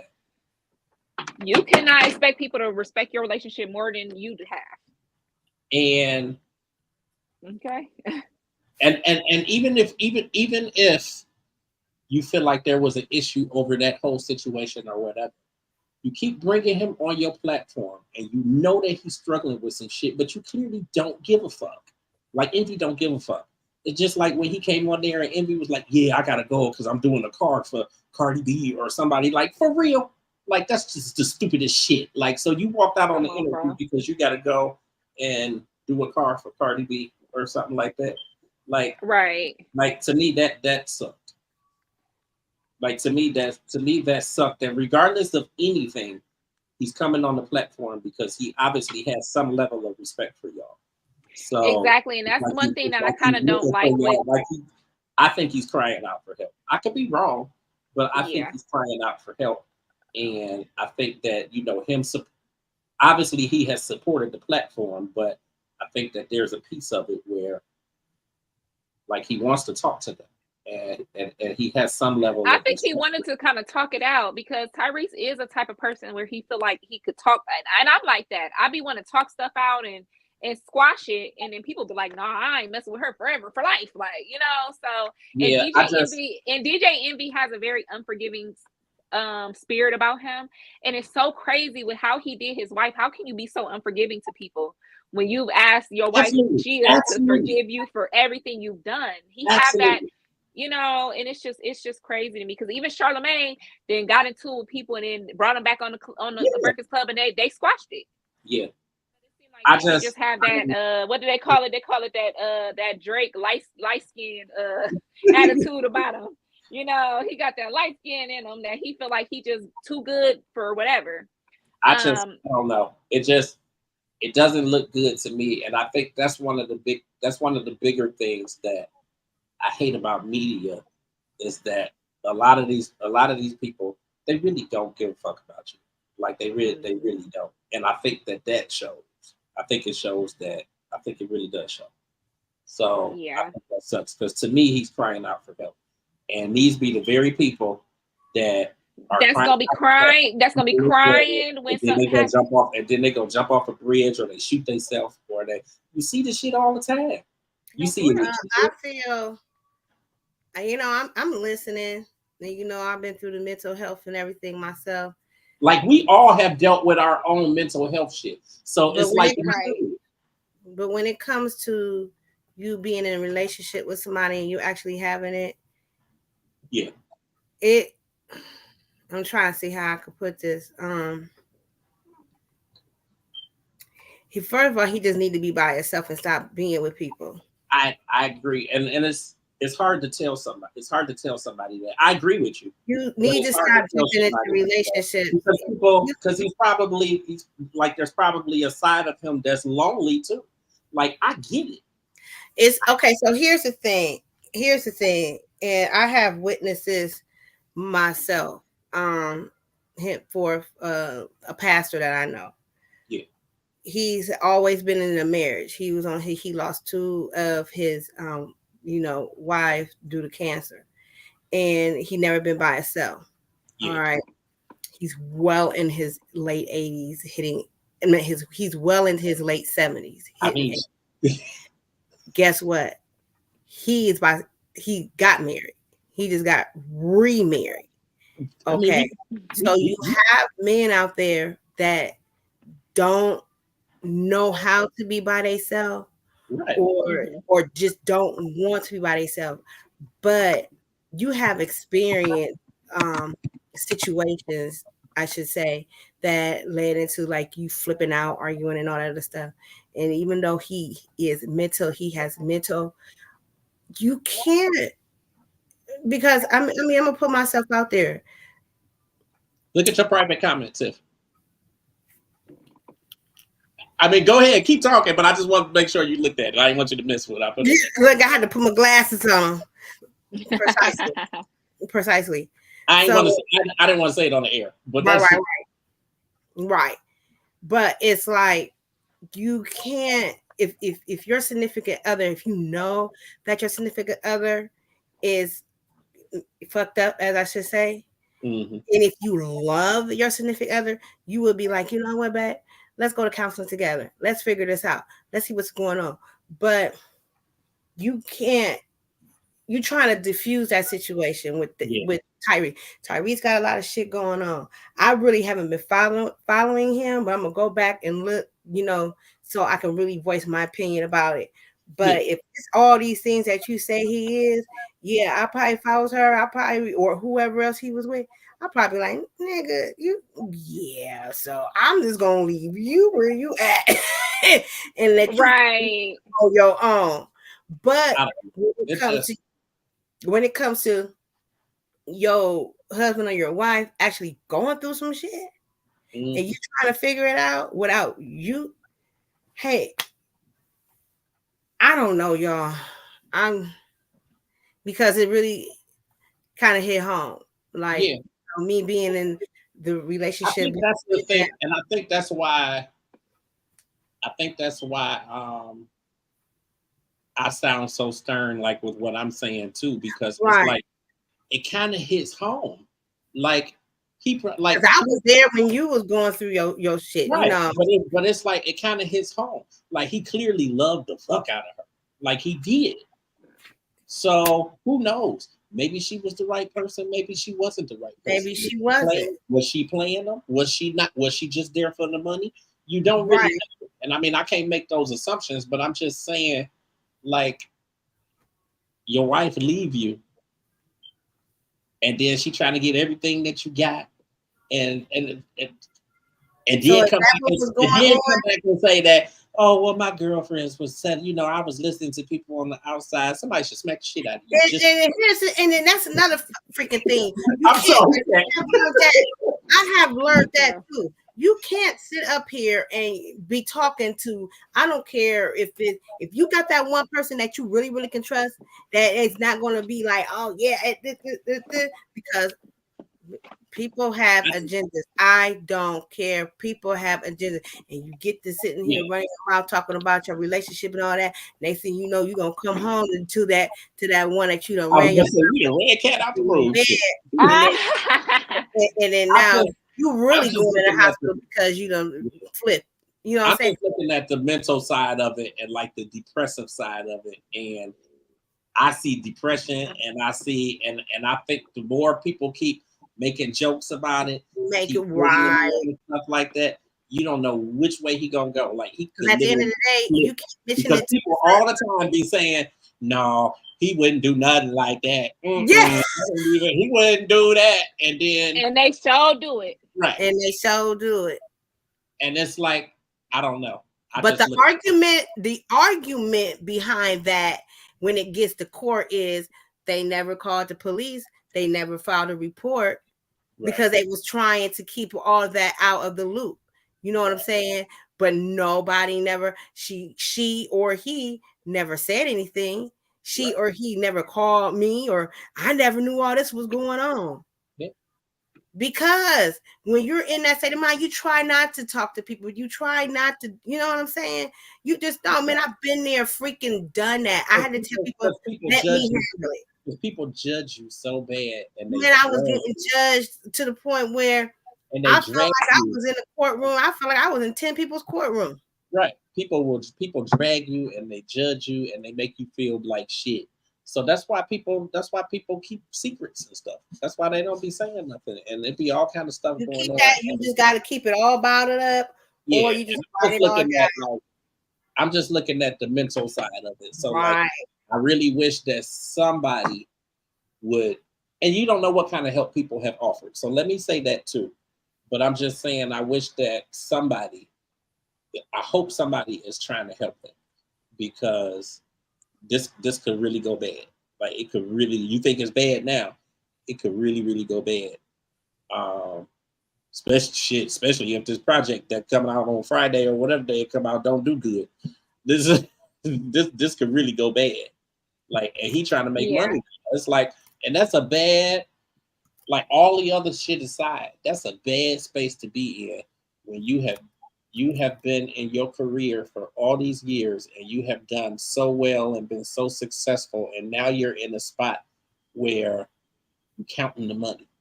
Like you counting the money and it's not adding up, and you ain't got enough for this, or you can't do this because of all the other stuff that you're paying for. And all, listen, and we know the struggle. Like, the three of us know the struggle. So I'm just saying, real. I hope somebody is like legit helping him. You know, that's my thought. You know, the one thing I don't do is I don't make no jokes about it and laugh at him or nothing like that. Like, he was on the Breakfast Club and he was crying, and I actually, it sounds crazy as shit, but I actually was glad that he started crying, because it's like, you could tell that it's like, you know, when people, they've been holding it in for so long, and then they finally just start coming out.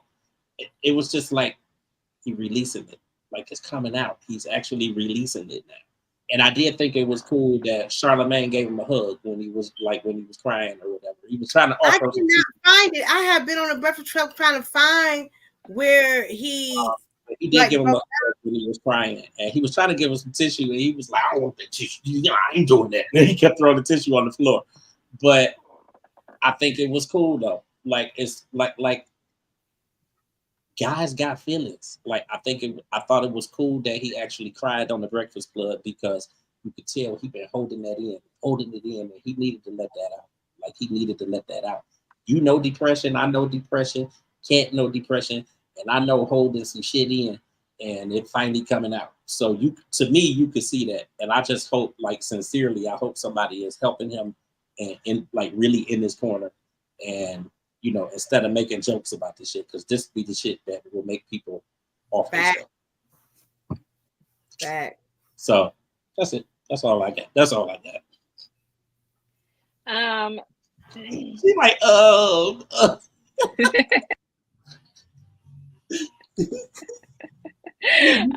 Next, we can talk. Nah. No, I was just making sure that I was muted for a second. Like, but what I had wanted to, no, I had just wanted to say, so y'all like the movie Baby Boy, right? Yeah, I did. I don't know why he ain't like Ving Rhames, because he said I still can't stand that movie. Yeah, Tyrese came out and said that he was not acting. He said he do not like Ving Rhames and he don't mess with him. He said you want some breakfast. Okay, all in his glory. All in his glory. That dude didn't have a care in the world. He just fresh out of jail. That's his house now. I actually thought it was a good movie. I thought it was a very good movie. I mean, cult classic. Definitely a cult classic. It didn't, and he made a very good point when he was on the Breakfast Club. He talked a little bit about, you know, he obviously talked about that, but he talked about how it didn't do good in the movies. But that movie is it did. But that movie is a classic. Like, it's a good movie. And then, you know, my favorite part is when Snoop Dogg comes, when Snoop be in that car, he'd be like, he coming. Remember when he was like, the dude came to the door to get his son, and he had the audacity to come up in my baby girl's house. I was like, what? Right. I thought it was, listen, that's my favorite part of the movie. Woo. Yeah, that's my favorite part of the movie. Boy. Where can go? Boy, she just Well, want I'm to make babysitting a fur baby here, and Listen. say my name is Bailey, and she just auntie's girl, and then my child act like he can't stop. He's been upset ever since she's been here. You finna get another fur baby? No, my child sitting over here looking at her like, really? Let me see. I'm trying to figure out which one I want to hit on until Kat can get back on here, because I know she don't want to miss Mariah, so we ain't gonna make that. Oh, I told Kat that I'm gonna start back up doing the giveaways. Oh yeah. So we're gonna start back up giving the giveaways, you guys. So be looking out for Thanksgiving. So it's gonna be a free turkey involved. What are you talking about for Thanksgiving? Mm-hmm. Okay. Free turkey, a pie, and what else did I say? I think a gift card, like a $25 gift card.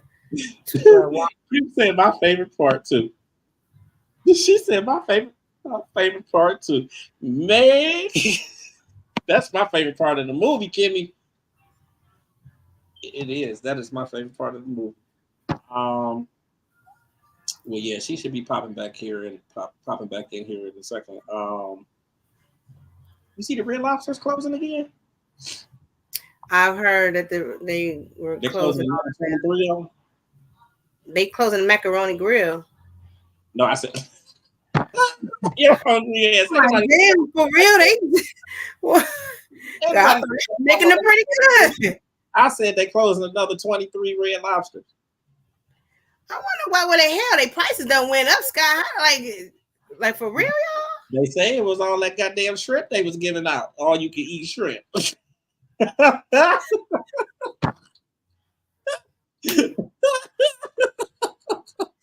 Hey, listen. And that shit probably wasn't even real. They probably wasn't even getting it from the ocean for real. They said it was all that. They said it was that damn all you can eat shrimp shit. Not my Cheddar Bay biscuits. Come on, listen, I haven't even made them yet, but I have bought a box of the Cheddar Bay biscuits. They sell them in the grocery store. I don't need Red Lobster for them no more. Listen. I am a big. I love Red Lobster. I'm a big Red Lobster fan because I know everybody love the seafood boils, but I don't always like all that sauce and oil and stuff. I like my stuff steamed. Tear it up. So that's why I love Red Lobster, because I can put a little lemon, a little butter. That's how I like mine. When your seafood is good quality, you can really sit there and eat it and taste it. So I'm really heartbroken about. Now I didn't even know they had they have the seafood boils there now. Not there, but everybody likes to go to the Boiling House and all those A+ crab and all those places. I've been there one time at the Boiling House. I can really do without the seafood boil places because I don't really get the boil bags. I still get the the other shit, some fish and some I love the boil bag. You make that shit at home for real. Right. Yeah, I usually just make it at home when I have it. Get you some corn, get you some kapasi sauces, some shrimp crab legs, and throw in there some crawfish. Throw in there some Old Bay, salt and pepper. And I swear to God, I think Tiffany hungry. She can talk about food since she got on here. I mean, anybody can chime in and agree if they so wish. But she been talking about food since she been on here. I was talking about Red Lobster. She said something about the macaroni grill. This bitch hungry. I thought I heard macaroni grill in there. I'm like, damn, they closing that too. You know what, y'all? We should just go out to eat somewhere and just do like a review. Look at her. I just ate some spaghetti before that's what took me so long. I know you did. She gonna have me floating around on those strings. Woo! Oh, anybody seen a good movie? I got one. What's that? Yeah. She popped right on back out of there again. What you just saw? The Supremes.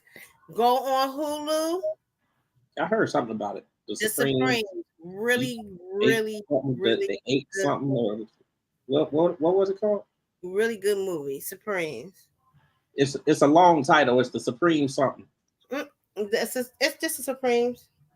Let me go on here. Let me see. Because I just saw something about it yesterday. It's like a long title. Like they ate cupcake or something. No, I wasn't no cupcake. It's the Supremes at Earl's All You Can Eat. I told you it was something. Starring Ajanique Ellis Taylor, if I'm pronouncing the name right. Starring Sanaa Sanaa Lathan. Sanaa Lathan. Sanaa Lathan. That's the girl. She was from Love and Basketball. Right. And my girl Uzu. That was that's what's her face from oh my God, the girls in prison.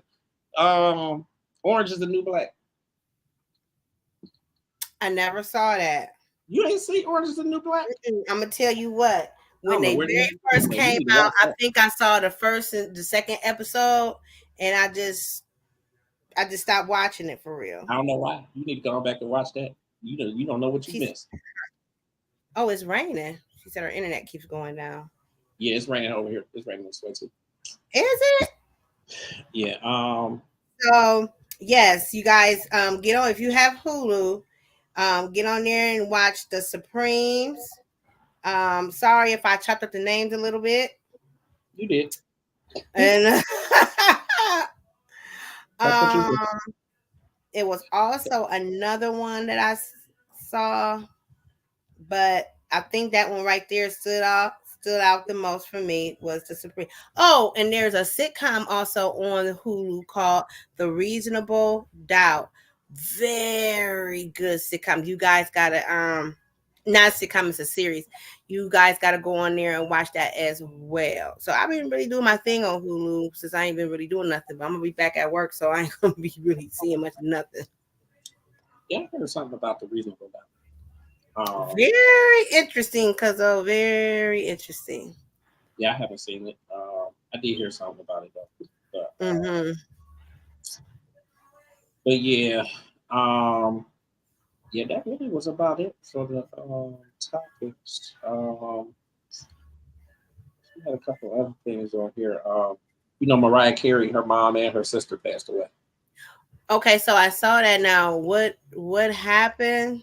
They haven't no details have really come out or anything. So did they pass at the same time or? Well, same day. I don't know about time. What? Yeah, same day though. I know y'all talk about my girl. Yeah. Yeah. So what happened? So yeah, they passed away at the same time, and it's reports now that Mariah Carey knew that her sister was passing for up to a month, and she did not reach out to her sister. I don't know if you guys know, but if you previously read Mariah Carey's book, she talked about how her sister abused and drugged her when she was a child. Her sister was heavily into drugs. Her sister was, prostituting for a number of years. And ended up having a lot of health complications due to the lifestyle that she was living. So Mariah Carey was by her mother's side. But her sister, they said, died without the family around her, and they did not reconcile. Mariah Carey did reconcile with her mother. If you guys don't know, Mariah Carey's mother was a very talented opera singer. Mm-hmm. And right, I've heard that. Yeah, I heard that. There was some sort of rivalry between the mother and Mariah. A lot of people saying that it was maybe some jealousy, or she didn't respect that Mariah was doing pop music, that she wasn't doing real music. So there was a rift between them for a number of years, but and I know they performed together back in maybe 2020. Yeah, so they reconciled, and she had become a big part of the grandkids' lives, the twins. And they said that they were continuing to build their relationship back up until her passing. Yeah. Okay. So, yeah, I knew that for years there was like bad blood between she and her sister. Yeah. And so her sister constantly was suing her. Her sister was constantly putting out stories into the press. Her sister was constantly reaching out and publicly reaching out and basically always bashing Mariah, saying, you know, I'm homeless, I'm staying at a hotel, you know, but it was like, that's not her fault, the lifestyle you chose, you know, and that's not up to her to take care of you. Yeah, but I think it probably, you know, obviously without knowing all the details and everything, I think that it was just a lot. I think there was probably so much more to it than just like, well, this is because of the lifestyle that you chose or whatever. I think a lot of it probably had to do, you know, a lot with, you know, what you were saying too, as far as just the bad stories and the bad press and all of the stuff that had gone on over the years. And I don't know. I mean, you know, obviously from the outside looking in, I'm like, I don't know. Yeah. You never want to feel like you're being taken advantage of. And I mean, I get that it's family, but I mean, there was a number of issues that they had between them. They said her sister was, you know, sleeping with people under the guise of, you know, this is one night with Mariah type of thing. You know, she was kind of, they said the sister was into the, you know, the sex industry and was, you know, doing things off of her name. And, you know, that probably really hurt her, you know, that she was doing those things. And they said every time Mariah would try to get back cool with her, her sister would just do something, talk to the press or, you know, write a story about her or blast her if she did. Because there was times where she said she did send her money and she did send her help. And she said the sister always would say, it's never enough. It's never enough, you know. So she did cut her off and she did not reconcile. Now, I'm a big person in reconciling before somebody died. You know, because you that's your last chance, you know, that's it. But you know, you can't really force nobody, and that's something she's gonna have to work through probably for the rest of her life, you know, dealing with that. Yeah, that's a lot though. And that's and how strange is that they both passed on the same day? On the same day. I can't even believe it. So yeah. So you guys talked Red Lobster and Mariah. Yeah. Yes. Okay, just wanted to make sure. So I know earlier we talked a little bit about Aaliyah. We have some reports about R. Kelly. He is fighting to get some of his charges dropped. He is also fighting a lawsuit against Tasha K, who we talked about earlier. Tasha K had a jail employee send her some health information, some other information about R. Kelly that she leaked. And so he is suing the state, saying that that was a violation of his privacy. So he's suing the state and he's also suing Tasha K. And the judge said that they're looking at the lawsuit being dropped because they said that he needs to be suing the person that did that. You know, it's not the state's fault and it's not Tasha K's fault that the person sold her information. If she would have went into the system herself, yes, but she did not.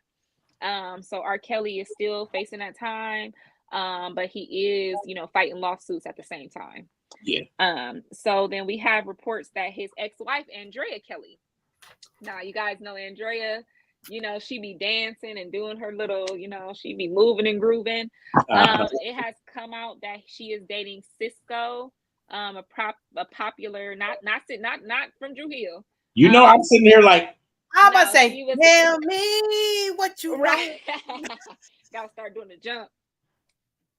But Cisco is a popular producer who also was a longtime member of Love and Hip Hop. If you don't remember, I know who you're talking about. He was in the Creep Squad with Rich Dollaz and Peter Gunn. And so she said that she had been dating him. They had met. She claimed that they met over a decade ago at Nene Leakes and Greg Leakes' wedding. Now, if we roll the cameras back to that wedding, he was dating Jennifer Williams from The Basketball Wife, and they were at that wedding. So it's really interesting that she's saying she met him and they had this whirlwind romance for years when we know he was dating Jennifer. And he dated Tierra Marie. He dated, what's the girl, Diamond Strawberry, Daryl Strawberry's daughter. He dated her. He dated Miss Nikki Baby. He dated a lot of females, and a lot of these are during that 11 years. So that's what I'm like, she's, you know, coming out and saying we're in love. He treats me so nice. We've been involved for 11, 14 or whatever, however many years. But when people are going back looking like, wait a minute, okay. So that was kind of interesting. And then also Tasha K had revealed her pregnancy. She went on Wild 'N Out and she revealed her pregnancy, and people are commenting and saying, well, don't you owe Cardi B like $1 million? So how you go? You know, she been running on that bill from Cardi B. So people are questioning how she's bringing another child into this world when she owes Cardi B a lot of money. And then so let's get into the real topic of the week, which has really been Cam Newton. Cam Newton and Nick Cannon versus Dr. Cheyenne Bryant. And I will say one thing: Dr. Cheyenne Bryant has a new fan in me. Listen, she turned up.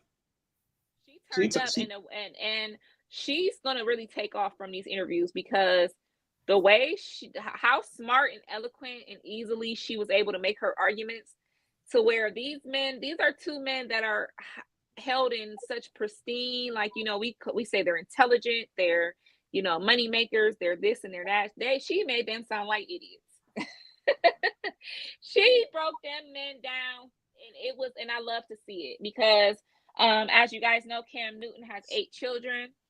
Nick Cannon, wow. I don't even know the count anymore. I know it's more than 10. It's like, why do you keep on? It's starting to get irritating every time this man never mind. It's a lot. So so let me give you guys some background. I was about to say something, but let me give you some background into what the conversations were about. So a lot of them were the conversations surrounding them having multiple children with multiple women in multiple households, and how in the Black community, men think that this raises children, that money raises children, and that is not. It does not. That's not. Yes, the children need money. Yes, they need that, but children, and this is a fact that has been researched. You can go to any library and talk to any psychologist. Children are best raised with both parents in the household. Now, that is not always possible. Even if the children, the parents aren't in the same household, having that equal time between mom and dad, having that support system with your father. And when you have first of all, it's already hard when you have more than one child, even in the same household. There's studies that show that the more children, the less each one gets from those parents. Right. And especially fathers, you know, typically fathers are the money makers. They're in and out, you know, the mom is the one doing the heavy lifting, but they need that support. And there is no way that you can support that many children. You can't be 100% of a father to that many children. There's going to be kids that are going to go without. There are going to be birthdays that they're not spending with their dad. It's going to be holiday. You can't be these, and keep in mind, these kids live across the U.S. So you can't fly. You're not Santa Claus on Christmas. You can't fly and see all them kids. Yeah. You got to kind of pick and choose. So it's just crazy to me, you know, that they're doing that, but she really gave them the business. Yeah. And I think that a lot of these celebrities with a lot of money, I think they do have a God complex about them. And I feel like they just feel like they want to repopulate the world. Right. And Cam Newton, and it's so crazy because he's in a very public relationship with what is her name? Watch Jazzy. If you guys know her, she's like a comedian on Instagram, a funny girl. But ever since she got with him, she shut a lot of her stuff down. And a few months ago, she was on a podcast and they were asking her, you know, tell me about how you know, what kind of woman you are, and are you submissive in this? And she was saying, you know, I'm submissive and I cook for my man and I rub his feet and I do all this and I do all that and I have his baby. And when they asked about him and, you know, do you want to get married? He said, yeah, one day when I find a wife, I want more kids. And he said, I don't care where they come from. That's them two descriptions of y'all relationships. They're not cohesive. They're not. It's that's not healthy. Yeah. So the couple was recently spotted after their respective interviews, and they were out dancing and, you know, trying to put on a good front, but everybody looking at them kind of crazy. So what do y'all think about them? I mean, I just think, I think it depends greatly on the generation that you come from. You know, I think that, you know, the way I was brought up and, you know, the generation that I come from, like we're kind of still on, you know, the two-parent household. Two-parent household and being there to, you know, to take care of your kids and be there for them. And I just think that, you know, this generation at this point, like it's long, that whole theory is just long gone. Like, you know, people are just having babies and just keeping it moving, and they feel like they don't need, you know, they don't need the relationship, they don't need to be coupled up, or they don't need to be in the same household. And, you know, a lot of these women, I mean, the reality is like they really just settling for this type of shit because they like to do, or, you know, whatever the reason may be. A lifestyle comes with having a Yeah. baby with Yeah. a famous person. So I think, and a lot of them are, you know, models and people that were already chasing fame. So it's just like, you know, that's what it brings me back to. People really gotta start finding out who really loves them, who really is there for you, you know. And it's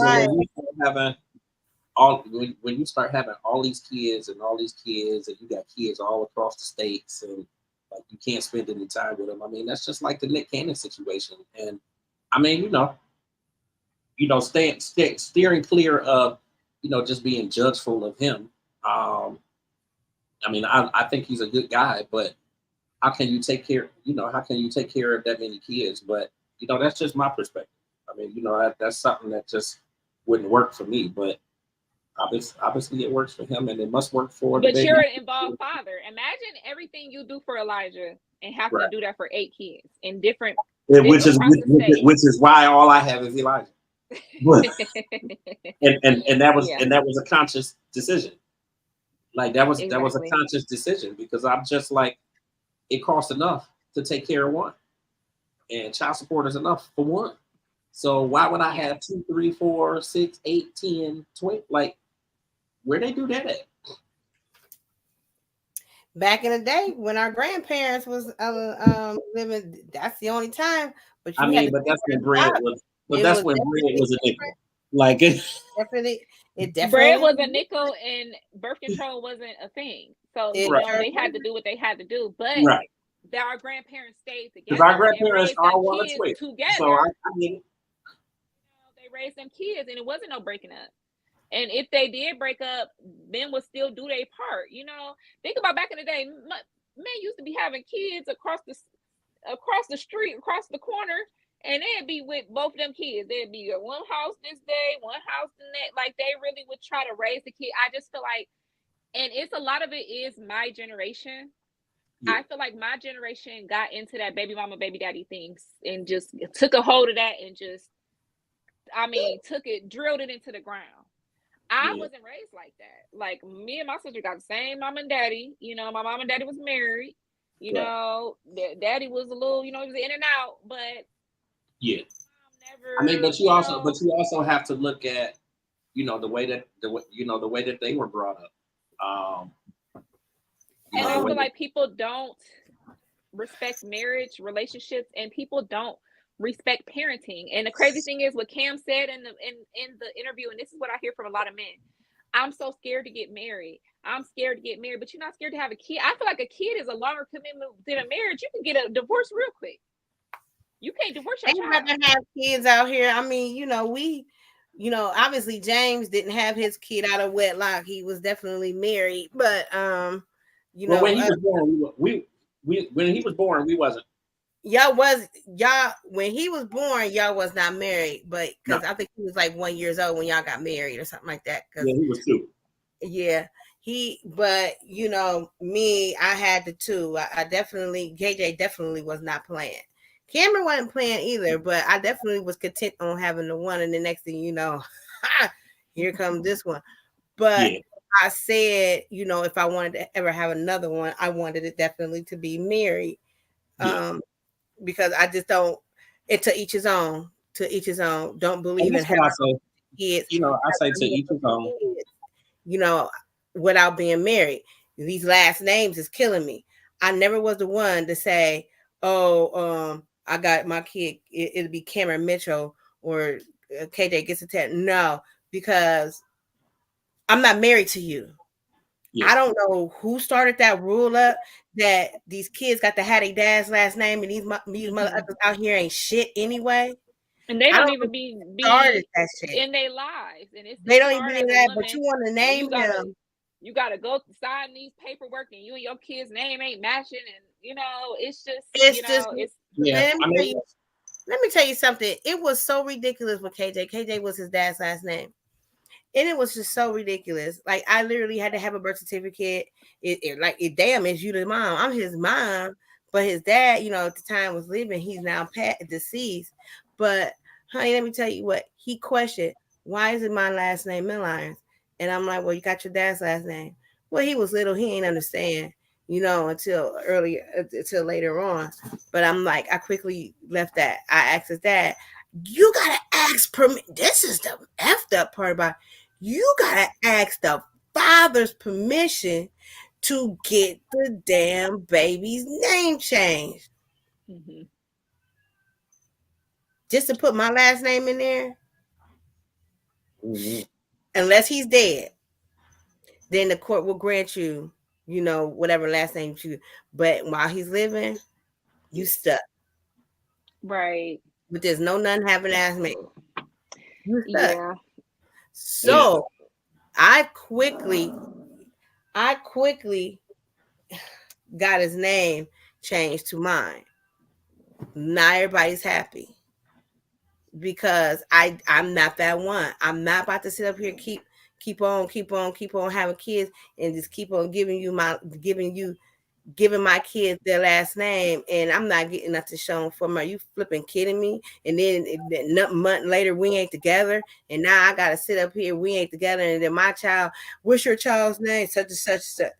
Right. Yeah. That's just me. That's just my personal opinion. Yeah. So it's just crazy, they got all these kids, and Nick had a hand in naming his children and things like that. But I know one of the baby's mothers did get married, and I think she was changing the child's name to the married name, the family name. Yeah. And I know Nick was fighting that. I don't know what quite happened with that, but I think him and a lot of these men are wanting to have this legacy of children. Mm-hmm. They want to have something to leave behind, but they don't want to have the responsibility of it. So they throw money at it, and they move on to the next girl. And and a lot of Nick Cannon's baby mom said this. They said depending on their status of the relationship depends on whether he's around a kid more or not. Mm-hmm. Because the one that got married says he don't come around because she's not sleeping on him no more. So he don't really come and treat that kid. So then you get resentment built up with the kids, and then you wonder why my kids ain't close, why don't know each other, why they mamas beefing, they mamas fighting. And then if you live in the same city, which I know a lot of men that have multiple kids in the same city, these kids don't know who their brother and sister is. So they growing up exactly sister, having a baby with their brother, messing around with their cousin because they don't know their daddy's side of the family. Daddy never brought them around the family, so they now y'all kissing cousins. And nobody want that. So it's just like, I just think that, especially in the Black community, I think that men and women need to realize that we do need each other and we need to lean on each other. But it's kind of a question of who gonna go first, who gonna really make things better. And I feel like men are doing their thing and women are kind of doing their thing, and we just going like this. And the Black family is just headed in downhill, and it's not fair and it's not cool, and it makes us look bad. I think it makes us look bad to other races. I think it affects everything, because now you got two households and two rents that you got to pay and two incomes, and and then the child suffers. So I just think that especially these men like Cam Newton and Nick Cannon, they need to really be setting a better example. And they need to stop having damn kids. So both of them talk about, I want more kids. No, wrap it up, sir. Wrap it up. Wrap it the hell up. So, but yeah, Dr. Cheyenne is becoming a superstar in her own with these two interviews. So shout out to Dr. Cheyenne. I like her. I liked her. She's beautiful. She's very well spoken. And the way she said everything she said to them was not out of disrespect. She did not disrespect them. She didn't say nothing crazy to them. And that's the difference between, I liked her style more than like Tasha K. Tasha K would have called them all kind of idiots and horror mongers and whatever else. But Dr. Cheyenne, I think that's one to watch. I say Dr. Cheyenne Bryant is definitely one to watch, and I think she's gonna grow and grow. So shout out to her. So next we got y'all. They didn't got my man. They didn't got everybody's favorite little young rapper. And I think we got a picture. I think we got a graphic. Do we have one? For my man, little baby, little. That's who. Ain't that little baby? Yes, okay. That's little baby. He got that song that all my life. Okay, yeah. They try to bring me down, and then he got he has a song with Central C, who is a popular rapper over in the UK. And so Lil Baby been doing his thing, but they got my man, they locked him up today, and he's been locked up on charges of illegal weapons possession, because I feel that he's a felon. So he got caught, he was on his way to an event and he got caught with having a gun on him. Okay. So they said that they're releasing more information about what happened, but for right now, Lil Baby is on ice. Little baby locked up. They locked up Little Baby. They just don't learn. They don't learn. And then this is the thing. What happened when rappers used to have people around them to take the fall? Where's the fall guy at? Where's the fall guy at? Because I'm telling you, if I get rich and famous, I will have somebody he gonna carry the guns. He got the smoke. He got whatever I don't want to get caught with. She said, where the fall guy at? The fall guy. Come on, man. We all know a lot of people got away with a lot of stuff because whoever, that ain't mine. That's a little boo-boos over there. That's his stuff. That ain't got nothing to do with me. You don't never let the money suffer. So Lil Baby, hopefully you'll be released soon, and back to making music and doing your thing. And so we also have been update everybody on We Are the Braxtons, and you see we are unlike an ordinary family. Tony, Tracy, Tawanda, Trinity. Braxton family value. Look like this. I used to love Tracy's little ooh. We are the Braxton family. Now, how was it going? I ain't singing no more. Leave me alone. You're done. Because that used to be my shit though. And I used to try to see it. This show is the Braxton, so they don't even come on like that no more. So I do miss the old the theme song, but they're on the Braxtons now. So we are on season 2, episode 3. And we have the girls kind of coming to terms and reeling from, the family therapy sessions that they had and all the information that came out. So we have, Tawanda talking about what's going on with her. And she's also talking a lot about Kevin Jr. and his charges and his things that he has going on. We have Trina seeking therapy and talking to her husband about therapy and them not seeing, eye to eye. Y'all didn't even tell me hashtag was on here, man. Because y'all was in the middle of a conversation. I ain't want to cut in and be like, hashtag on there. But yeah, hashtag on there. Yeah, what's up, hashtag? But yeah, so we had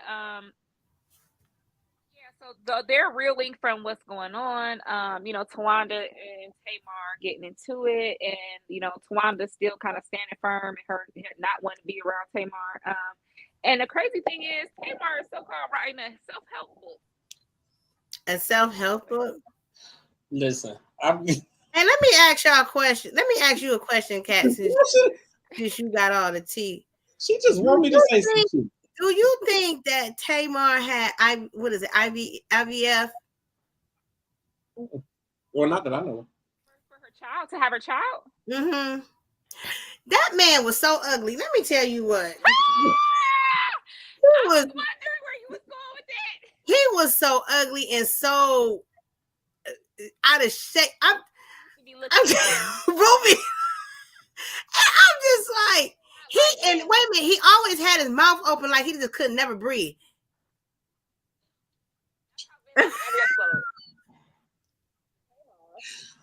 So like, oh my gosh, yes, she might have, because I am serious. There was always reports that she never was attracted to Vince and that they weren't really sleeping together and that Who she the was hell just kind of was? a kept woman. But you know, he ended up losing all that weight. That didn't damn help neither. I was like, God, it did not help. It didn't help. Looking like a big old something to a milted something. All of I don't know what. All of my help come from the Lord. It didn't help. So I mean, Vince ugly. did what she wanted him to do, which, you know, he was a very popular producer, so she did want him to produce her stuff, and that's when we got Love and War and you know, The One and All the Way Home and all those you know, those good Tamar records, but it just seemed like it wasn't enough for her. It just seemed like it wasn't enough with, you know, just the first album that she came out with. But she didn't like him, and depending on how expound on that a little bit, Tiffany. Expound on that, Tiffany. You said what was never enough? It just never was enough for her. Well, you mean as far as the success, or what do you mean was never enough? As far as the success, it just was like, you know, Vince is you could clearly see that, you know, she was not attracted when she became pregnant. I probably was not the only one who thought that. Man, did she have, you know, had to? I can't really comment on that. I always thought that she was attracted to him. I thought they were in love. I know they were together for quite a long time. I don't know. I mean, you could be on to something. I don't know about the IVF thing. I mean, that's just my opinion. I guess when you really speak on it, it does kind of make you wonder, but I just had never really put any thought into it. But I know that now, as far as the two of them being together, you know, he was Tony's manager or whatever before, you know, being with Tamar. So I do, in a lot of ways, feel like them two being together is what has caused a lot of like the drama, you know, within like, you know, whenever there is like issues between Tony and Tamar, stuff like that. I think that does have a little bit to do with some stuff. And I was saying, like, even with episode 2 where Tony was talking about it's like it's like she really came back. She brought up the fact that they never really had the opportunity to necessarily be individuals and kind of do things for themselves. And Tony has always expressed, do I want to say disdain? She's always expressed having a problem with the fact that she always felt like she had to be there for everybody else and she couldn't really go and do her own thing. So when you think of that, and then you think of the fact that Tamar was with her producer or her manager, or if he was her manager or whatever, part of me thinks that might have something to do with some things too. I mean, obviously they're not together anymore now, but I don't know. I just, you know, I did kind of put some thought into that, but but you see the difference between how Tamar treated Vince and how she treats her prince, her white knight, JR. Well, I guess yes and no. She used to be pushing Vince up off her, and JR, she'd be pleading, please, baby, please don't leave me, you know. So, and you know, her and Vince had a couple of domestic violence issues where they both, you know, it was times where she was the aggressor and sometimes he was the aggressor. So it was a very toxic situation, but it was just crazy. I really was really thinking about what Tony said when she said, you know, they weren't raised to, you know, they were raised as a unit, raised as a group. And coming from a big family with girls, I think that is something that you have to, when you grow up, you have to really try to be an individual. You know, my mom used to dress us in the same thing. It's just, this your color. You wearing pink, You got purple, you got yellow, you know. So I do know what And it she feels really like. couldn't be because they were in the group together. Yes, they were the And Braxtons then at the first. label didn't really want all of them. The label They just wanted wanted her. Tony. Mm-hmm. And then it was like, okay, well, you go ahead and do it, and then you could bring everybody else on or whatever. And that, can you imagine the level of responsibility that put on her to, you know, have to, you know, come back and get everybody? It's up to you to make sure that everybody else makes it. Yeah. And when you look at, hey y'all, I got to go. you look at a lot of the issues and stuff that they have now, I think a lot of it stems, and this is just in my mind, but I do think sometimes that a lot of it stems from the fact that, you know, obviously Tony blew up and became this major success. And then you have Tamar, who has kind of blown up and become a major success. And the other three have kind of been struggling along the way to really find their way. I mean, they all have money, but you know, the other three have kind of been struggling to kind of make their mark and find their way. Like Tracy, you know, was doing her music career, and you know, God bless her. I thought it was dope. She had the sweetest spirit. Like when I interviewed her, I would say I have an opinion. I liked when Trina was doing her little group and she was doing her little Glee stuff. I liked it. Yeah, I did. I mean, but it's one thing for us to like it, but I think if you don't like, I think it wasn't necessarily her. Like I think I liked it, but I think it just wasn't necessarily her, and she couldn't really get with the groove of it. And then it was so different from what you see from Tony Braxton and what you see from Tamar that people weren't necessarily really buying into it. So it wasn't successful and it wasn't selling. And you know, that makes a difference. And then you have Tracy, like she was the sweetest spirit. Like I loved when I interviewed her. Like it was just so cool. Like she made you feel like you was family. Like I felt like I knew her forever. And literally only talked to her for maybe 20 minutes. Like she was just super cool.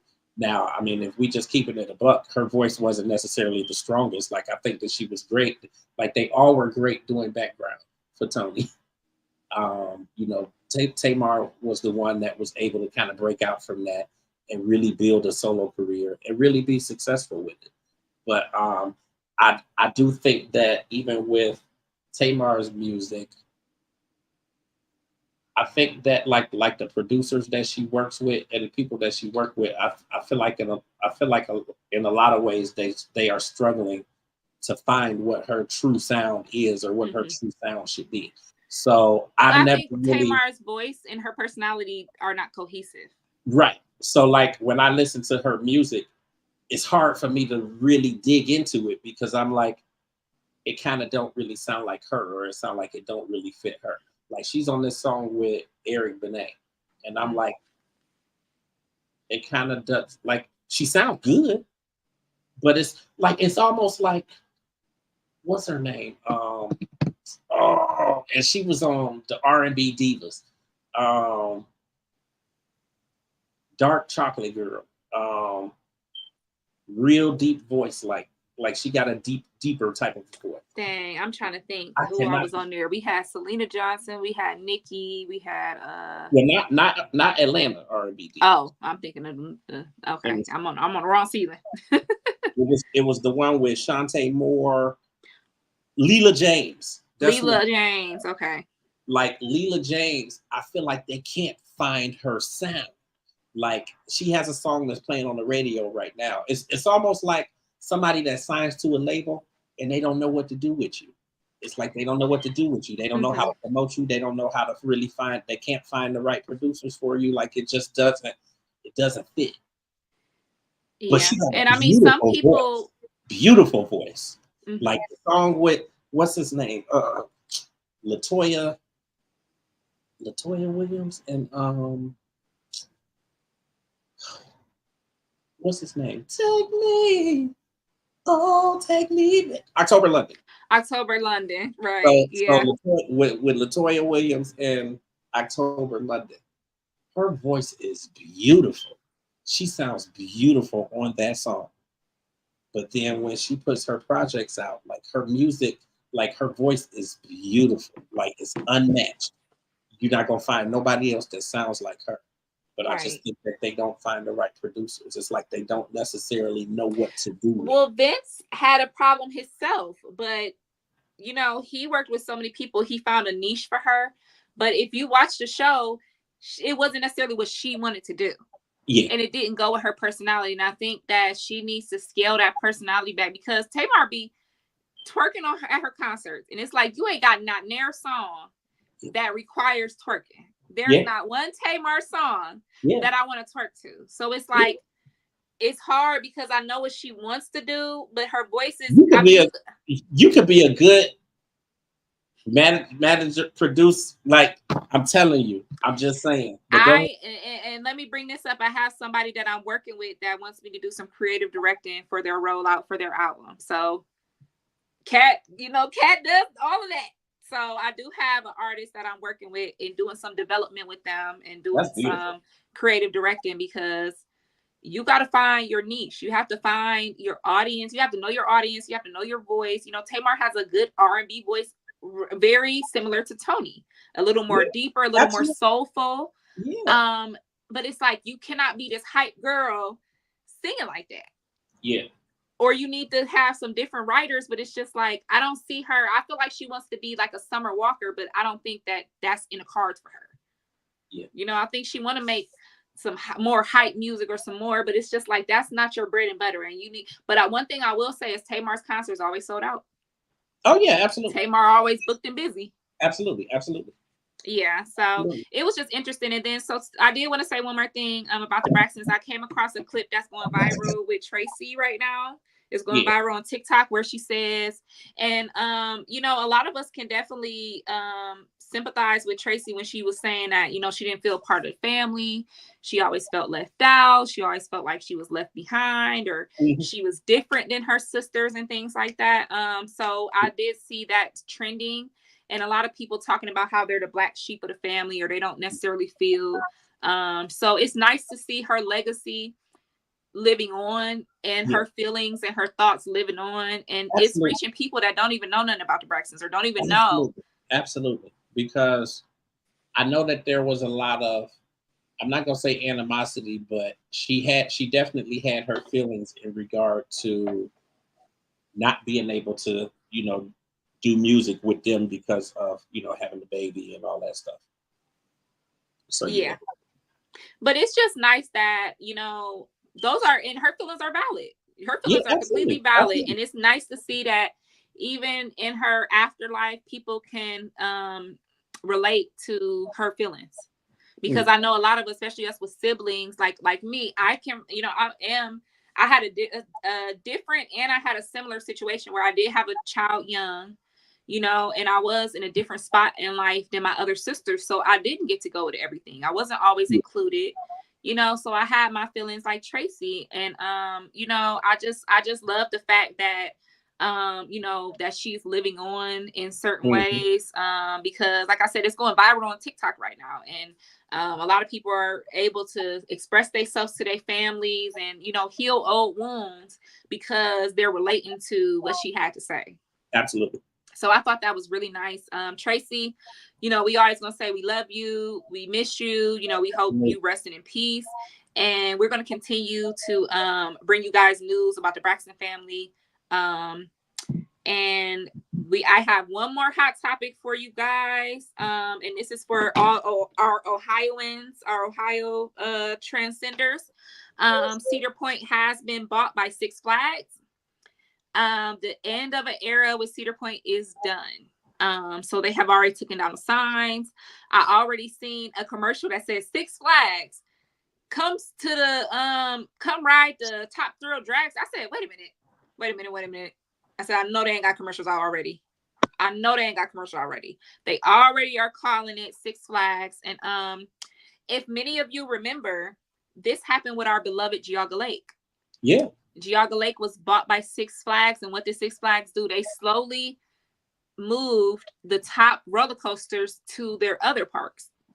And so what I've been hearing is there are reports that they're looking to do just the same thing with Cedar Point. Now, you guys know that Cedar Point has some of the highest, fastest, record-breaking coasters. But they said that some of the shareholders are not happy because we do live in Ohio and we are shut down for the season. You know, when it gets cold, half of the year, they're not able to make money.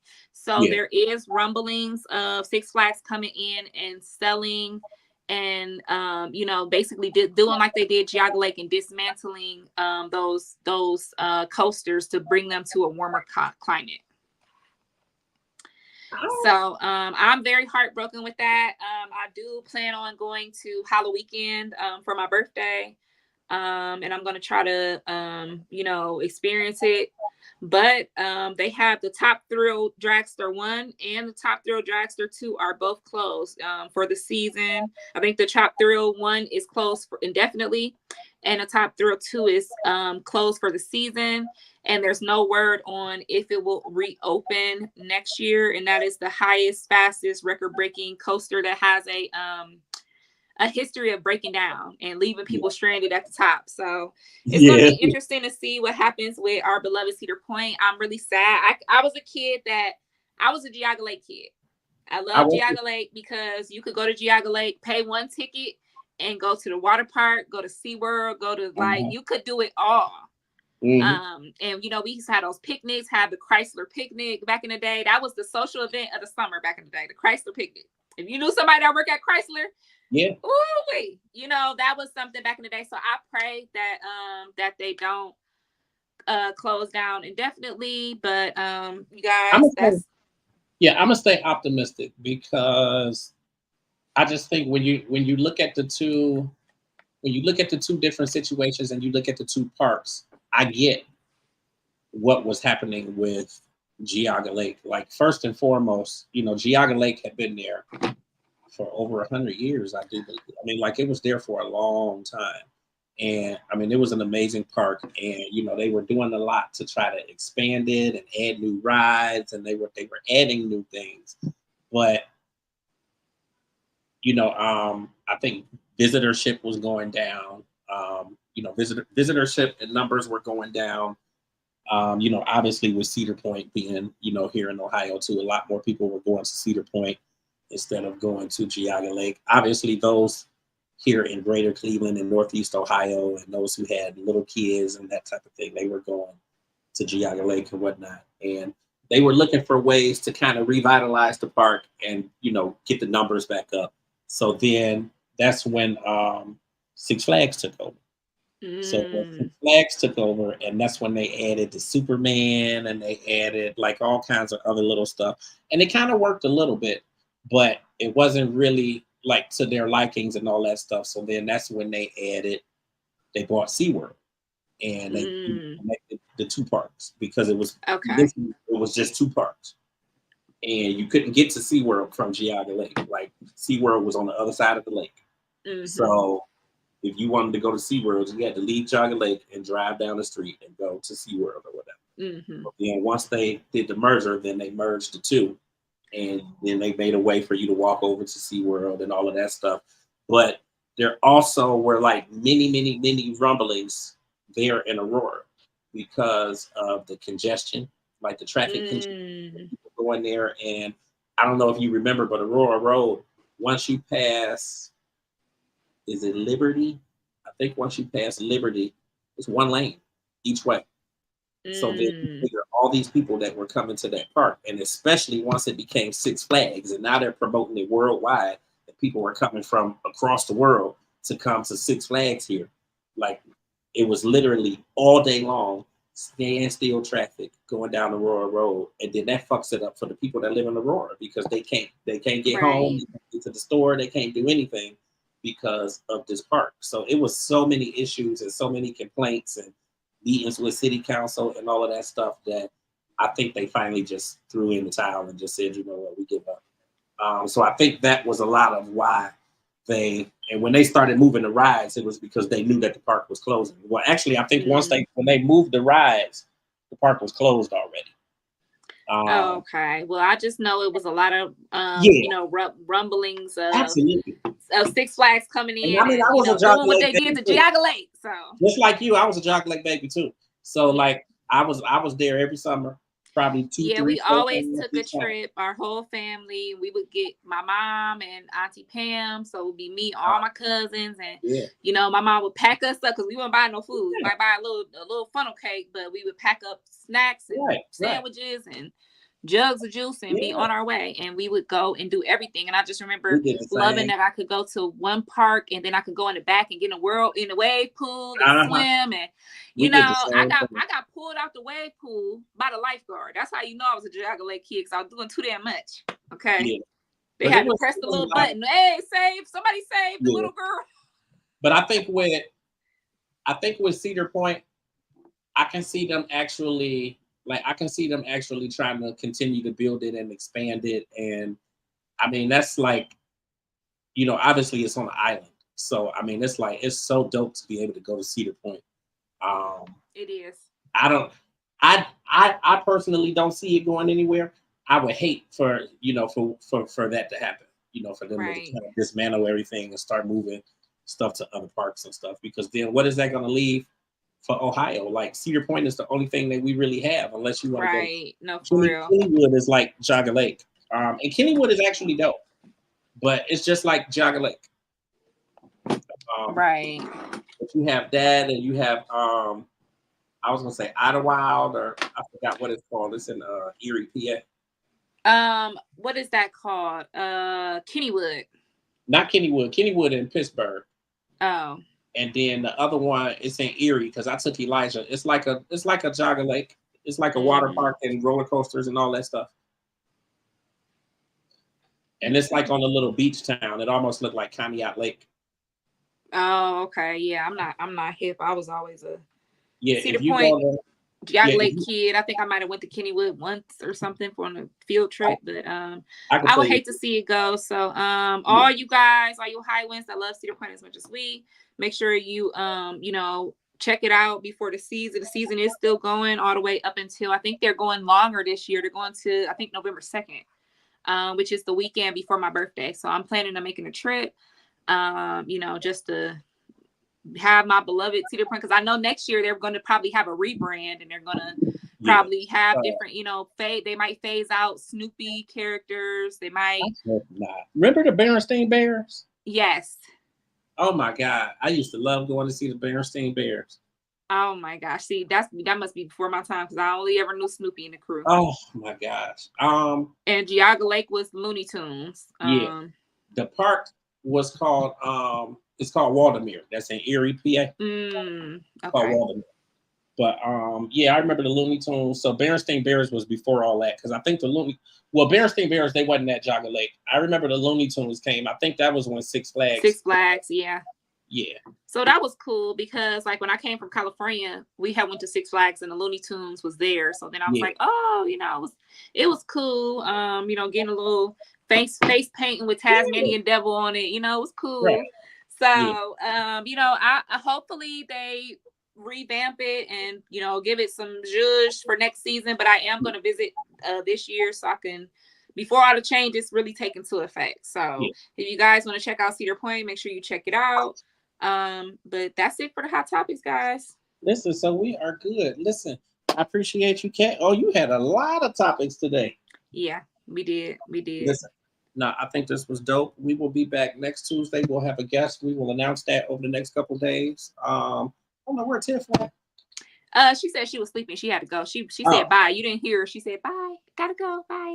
I didn't know what she did, but no, this was really, really dope. I appreciate everybody for tuning in. Make sure that you guys follow us. Make sure you subscribe.